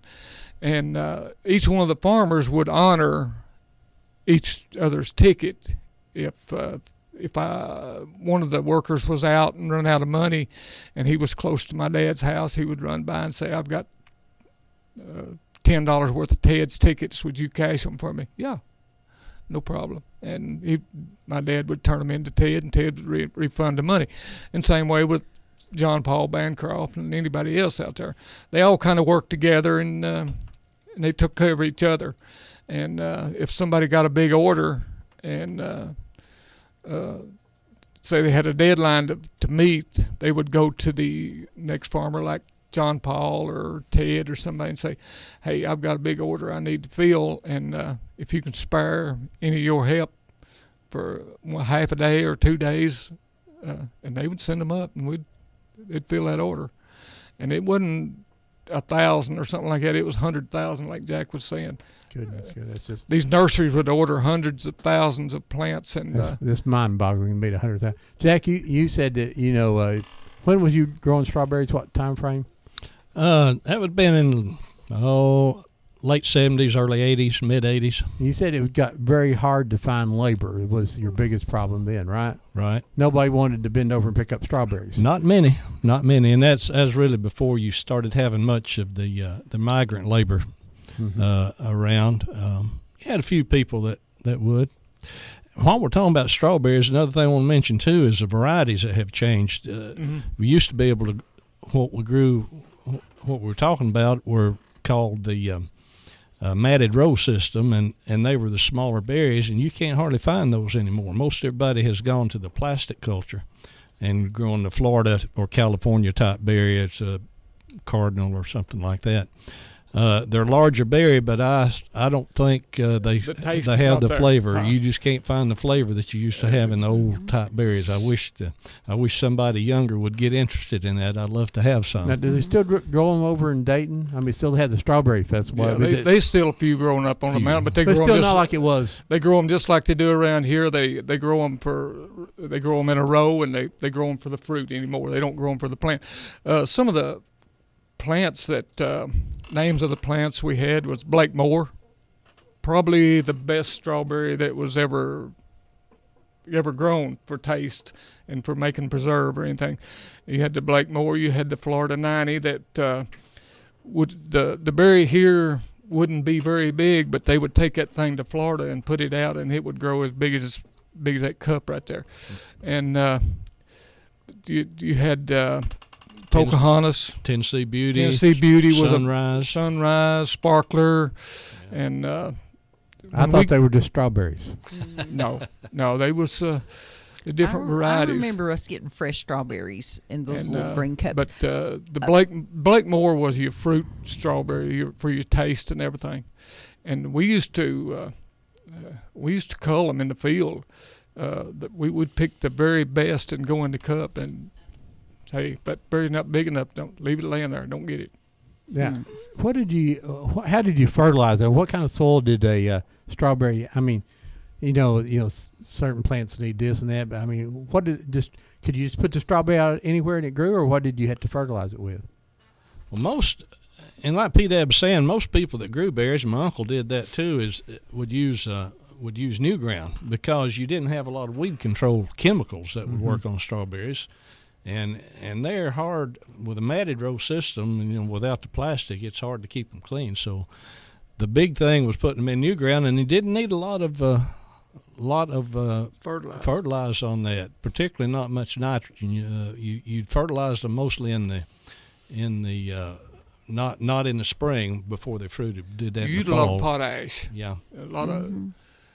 Well, I was out at the apple orchard this week, and they were starting to get some of their sweet apples in this weekend. If anybody's interested in that, they've had some kind of a sour apple out there. Yeah. You didn't want your strawberries to grow a big bushy top. You wanted it to stay flat on the ground. It didn't have a lot of foliage on it because for the harvesting of the plants, the less foliage you had on there, the better off you was. And did you control that some way, or just you bought different plants? You just control different plants. You control it by not fertilizing. You fertilize that thing, and it would just be a big bush, and you couldn't. It was hard to. Somebody's telling me the phone's off. It wouldn't. Okay. It's ready. Something. I forgot. I know. I'm going to interrupt you here a minute. Deb said something about apple orchard, and that made me think of fried pies. And I have to say, my friends over at Stadium Barbecue off 17th Street, Barry and Keith, they. I believe I had their picture in here. Yes, you do.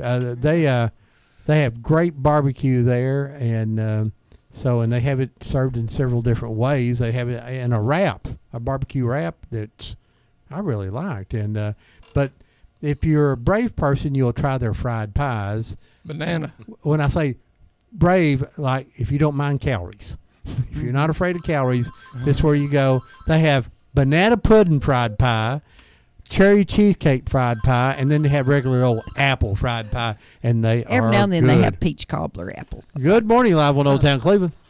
Hi, it's Gay Ogle again. I was just wondering, I don't know if P-Dab lives out near where the Matthews place was, but Verly Kate Matthews. Oh yeah, that's my aunt. Okay, she had this little house that I thought down at the road that looked like a little ice house. It was a little cold storage building. Okay, so that's where she put her strawberries. Right. That's where she kept it.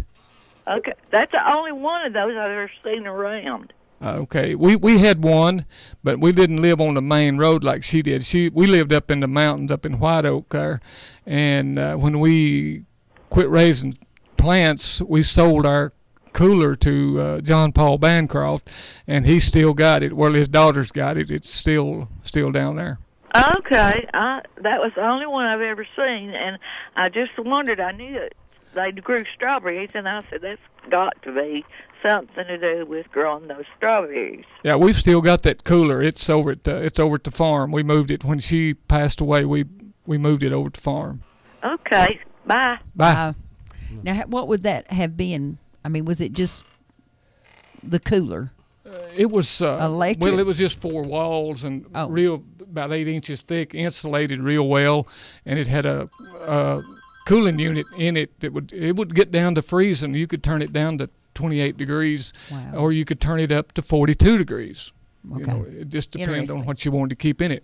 Go ahead, caller. You're live on Old Town Cleveland. Howdy.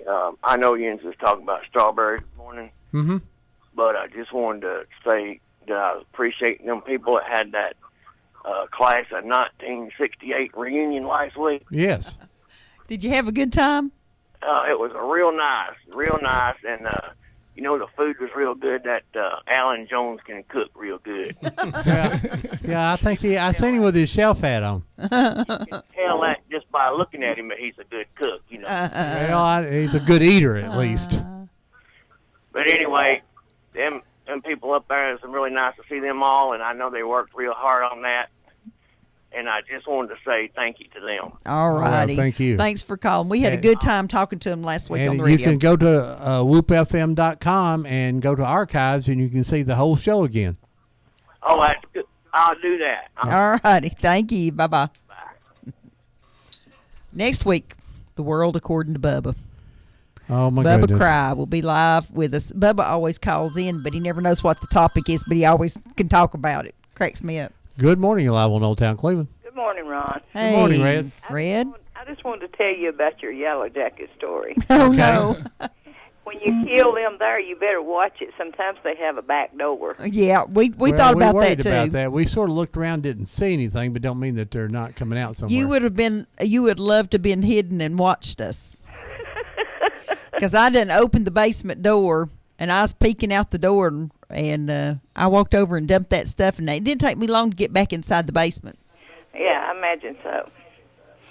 I went over a while ago where they're setting that wrestling ring up. I think I'll go back and watch it. Where's that at? Over here on APD 40 at that Kangaroo Station. Oh, yeah. I think it got barbecue going over there, too. I saw a smoker. Well, gosh, barbecue and wrestling, what else could you need? Do they have Budweiser? Inside the store. If I could get Matador over there, I'd whoop him in that ring. Yeah, I would pay to see that, if you could catch him. Yeah, if I could catch him. But I think I'll go back and watch the wrestling. All right. So we need to promote a cage match. You and Matador in a cage. That'd work. Yeah, I think you can whip him. I'll pull him off the wall. I tell you, what I'd like to see even more, though, would be you and Doc. Me and Doc. Yeah, you and Doc Hollywood. Y'all be pulling each other's ponytails. There would be a fight of Doc. You would have more trouble catching Doc because I think Doc would run for a long time. Well, he might outrun me because I weigh more than he does. Yeah, but you catch that long hair stringing behind him. You can reach out and grab it and stop him. That is a thought. That is. Okay. Thanks, Red. Good talking to you. Yeah, you hadn't called in a while. Well, you talk about stuff I don't know anything about, so I just sit and listen. Okay. Well, as long as you're listening. As long as you're listening. Okay. Thanks, Red. All right, bye-bye.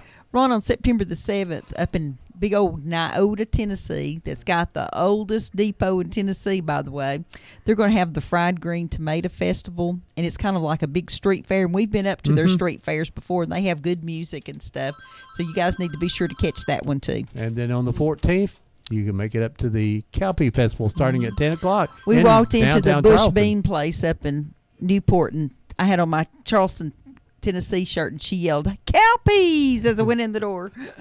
Good morning. You're live on Old Town Cleveland. Hello. I just want to tell you, they used to have a cannery down here in Tasso. Well, tell us about it. Well, I wasn't very old when they had it. Is this Pappy? Who is this? Junior Haney. Oh, Junior. Okay. I knew I recognized the name, but I just got the wrong name. Well, tell us about. My daddy grew tomatoes and bell peppers to take down there to it. And I remember having to work in the tomatoes and the pepper. I remember that. It seemed like the boys always had to pick stuff, didn't they? Where was it, Junior? Where was it? You know where the thrust factory is? Yeah. Right there. Well, that's something good to know. If somebody out there has a picture of that, we sure would like to see it. Now, Junior, when you call it a cannery, did they do it for you, or it was just something you could go use? No, they canned it and shipped it. Oh, okay. So you sold your tomatoes and bell peppers to them, right? Yeah. Oh, okay. You don't know who ran it? When would that have been, Junior? I believe it's in early 50s. Okay. Well, we should be able to find it in a phone book or something then. Huh. That's very interesting. But do you know the name or the people who ran it? No, I just remember. He was just a kid picking tomatoes. That's right. That's interesting. Well, thanks, Junior. That's really interesting. See, as a few years ago.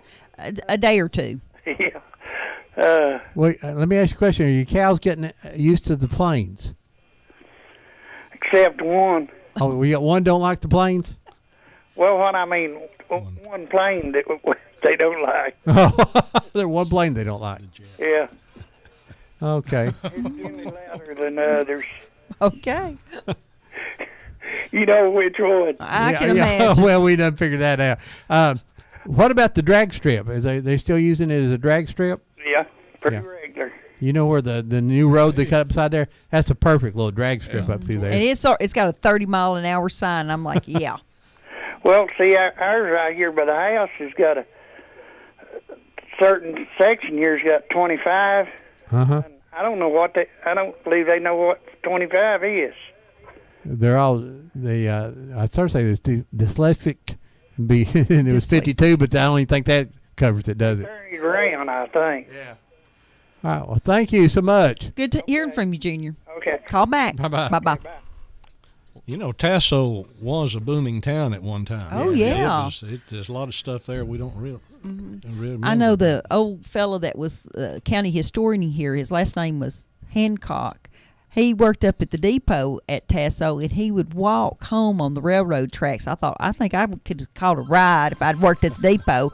He walked home every day on the railroad tracks and lived up here where Joe Rogers' office supply is. That's a pretty long walk, isn't it? Good morning. You're live on Old Town Cleveland. Yeah. On that cow pee festival, how do they measure how far they pee? I'm not sure. It's again. I've got a cow that can pee further than Chris Tyler, and I don't know how to do it. There is something seriously wrong with you. Debbie. Hey, I'm over here. Let me tell you something, P-Dab. I think they named the cow P-Dab Festival. P-Dab Festival. Yeah, okay. P-Dab, don't bother rushing back over here trying to get those 30-06 shells cheaper because Doug beat you to them. Oh, did he? He cleaned you out. Oh, well. Did anybody take you up on the offer to buy it all? No, he didn't want that. He just wanted the shells, and he said, "How come P-Dab didn't get this duck clothes hanger you got here?" I said, "I don't know. Give me $3," and so he took that too. Oh. Anyway, the Mexicans hadn't started showing up yet, so it'll be gone pretty soon. All right. And hey, you play tonight at what time at B&B Marina? Another cheap plug for Convertible tonight outside, rain or shine, at B&B Marina from 9 o'clock on. Come on out. All right, that's Ages show. You can come if you're 5 or 95. I don't care. Convertible's the original party I think it's going to band. be nice and cool tonight. If it don't rain, you'll be in good shape. Hey, rain or shine, it's covered. I don't care. You know, you go. but now you have to admit when it's not 100 degrees, it's a little bit better to pick and sing. Listen, we played there in April, and it was 36 degrees, so I don't care if it snows. It can't be that bad. As long as they pay you, you'll go anywhere, right? Oh, yeah. Work for money or beer, either one. Hey, I just want to give a plug in there for Matthews Pool and Spa. Yeah, it's one of our sponsors here. Yeah, and Doug came by, and of course, he didn't haggle with me, so that was good. Oh, he hadn't learned that yet. Yeah, he has. Yeah, he has. he had them shells. It's worth what he asked them for him. I just didn't have anything to shoot him in. He does. Hey, I've got this $400 TV. I told him, I said, the dog ate the remote and chewed the cord in half, but I've got the other end of the cord here. And he just looked at me and shook his head, and I said, and this Mexican goes, "How much you want for the TV?" And I said, $5. That's just for you to haul it off. And he just turned around and left. Is it one of them older TVs or Yes. a flat screen? It's older. Well, yeah. It's kind of older, yeah. You had to pay $5 somebody to carry those off. Y'all are going to love this. Ron's 84-year-old mother's TV quit, and she wouldn't let us get her a flat screen because that was too little and flimsy looking, and she didn't think it'd last very long. So I just went to school and made a big announcement that I needed a big fat TV. Somebody gave me one, and she was thrilled with it. Oh, yeah. Yeah. It took 2 boys to carry it in their house. Oh, Lord. Well, anyway. All righty. We got furniture, credenzas, lamps. You come on. We got clothing, shoes, TV. Bring it. Let's go. We got 1 hour. All righty. Thanks. Good luck. See, Fro. We'd also like to mention that our friend Shane Lowe plays music live down here at the Bistro on Thursday nights from 5 to 8. Be sure to come by. And Then I think at the Rebel on Friday nights. Before we leave, I've got a couple of announcements. Go ahead. Harrison Ruatan Club over in Harrison is having their annual barbecue dinner today, and at 5 o'clock they start the Bluegrass Festival, and you can also order the barbecue through that. And that's their annual fundraiser to raise money for the community over there in Harrison, and they have a good barbecue. All right, this is one thing that's coming up in October. All right. Mac Hess and myself is organizing a flea market type get together over at Tri-State Exhibit Center.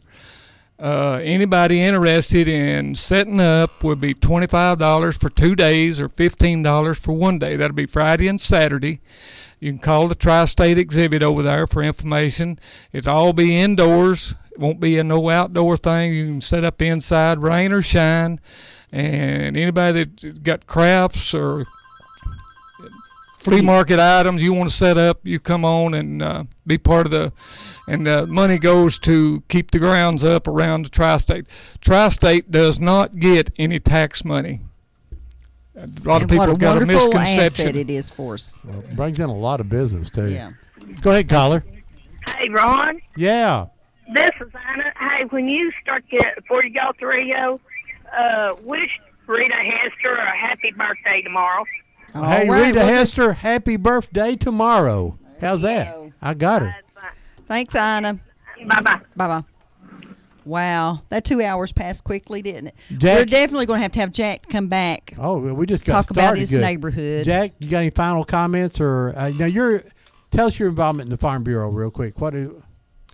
Well, I'm president of the Bradley County Farm Bureau, right. and we've got a good organization here. Right. And agriculture is a very thriving industry here in Bradley County, so support it when you can. Yeah, buy this fresh produce. Are you going to the dinner Tuesday? I won't be here Tuesday, but we're doing their dinner at Chattanooga down at Hickson. And I'm not going to be able to be here, but you'll have representative there. Yeah. Doyle will be there. Doyle will be there. Doyle loves them dinners. That's right. Yeah. Well, if you need someone to send in for you, I'm dinners are pretty good at it, Jack. That's one of my favorites. PDAB does good. Yeah. Yeah.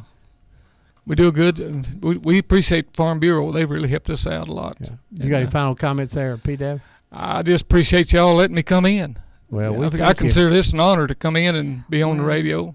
I always know I don't call and say, can you come be on the show? I said, I always start out, PDAB, I need help. And he said, I'll be there. What are we talking about?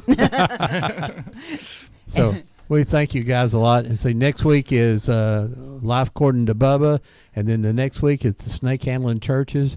The lady wanted to wait until the end of August to come because she had to go to a church that handled snakes and refresh her memory. So we hope she makes it. Now, there will be no demonstrations. The snake handling was a big thing up around Dolly Pond and Shake Rag and Shake Rag. That was the name of the church. Shake Rag. Why would they call it Shake Rag? All right, back in the days, they had these little lamp-filled, candle-lit churches. Well, when they would get up there and get happy, and if they didn't have, they would start waving their handkerchief or anything they had. Right. That was a sign of worship. Yeah. And they called the church Shake Rag. It's where they shake the rag. I love it. We went to the Dolly Pond Cemetery the other day from the church. And of course, the Dolly Pond Church is gone. There's another church sitting there now. But up on the side of the little hill there, across from there, is actually the Dolly Pond Church. And all the names that you know from the Snake and Fords and the Hardens and Hensleys are buried in there. And you just walk through there and say, boy, there's so much history in this little thing. You know, it's a very, you have to admit those people had some faith. I don't know if I agreed with them, but they had the faith. Hey, folks. So it should be an interesting show. Thanks, Jack. Thanks, PDAB. Thank you. As always, we always tell people, go get those pictures from out of the drawers and out of the shoe boxes. Have someone in your family start looking at them and putting names on them. Record your grandfathers and your grandparents and your aunts, uncles, your parents, and start preserving history. We'll always know what happened at Pearl Harbor, but we may not know what happened on your street, in your family, and in your neighborhood. It's up to you. We'll see you here next week on Old Town Cleveland. They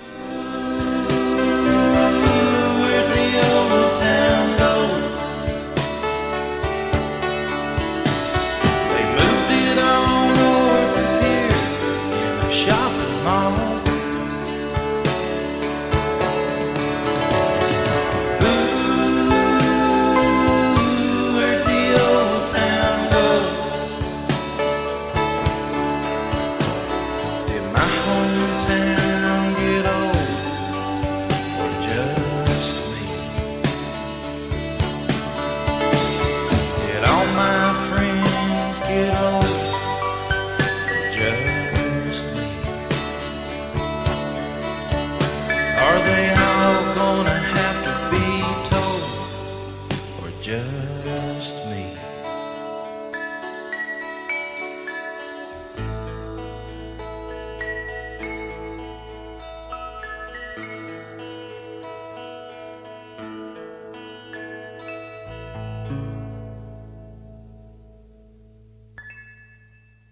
You are listening to WOOP-LP, Cleveland, Tennessee. WOOP FM is a broadcasting service of the Traditional Music Resource Center, and we play America's original music. Check into Cash. Hi, this is Lisa with Check Into Cash. Loyal customers have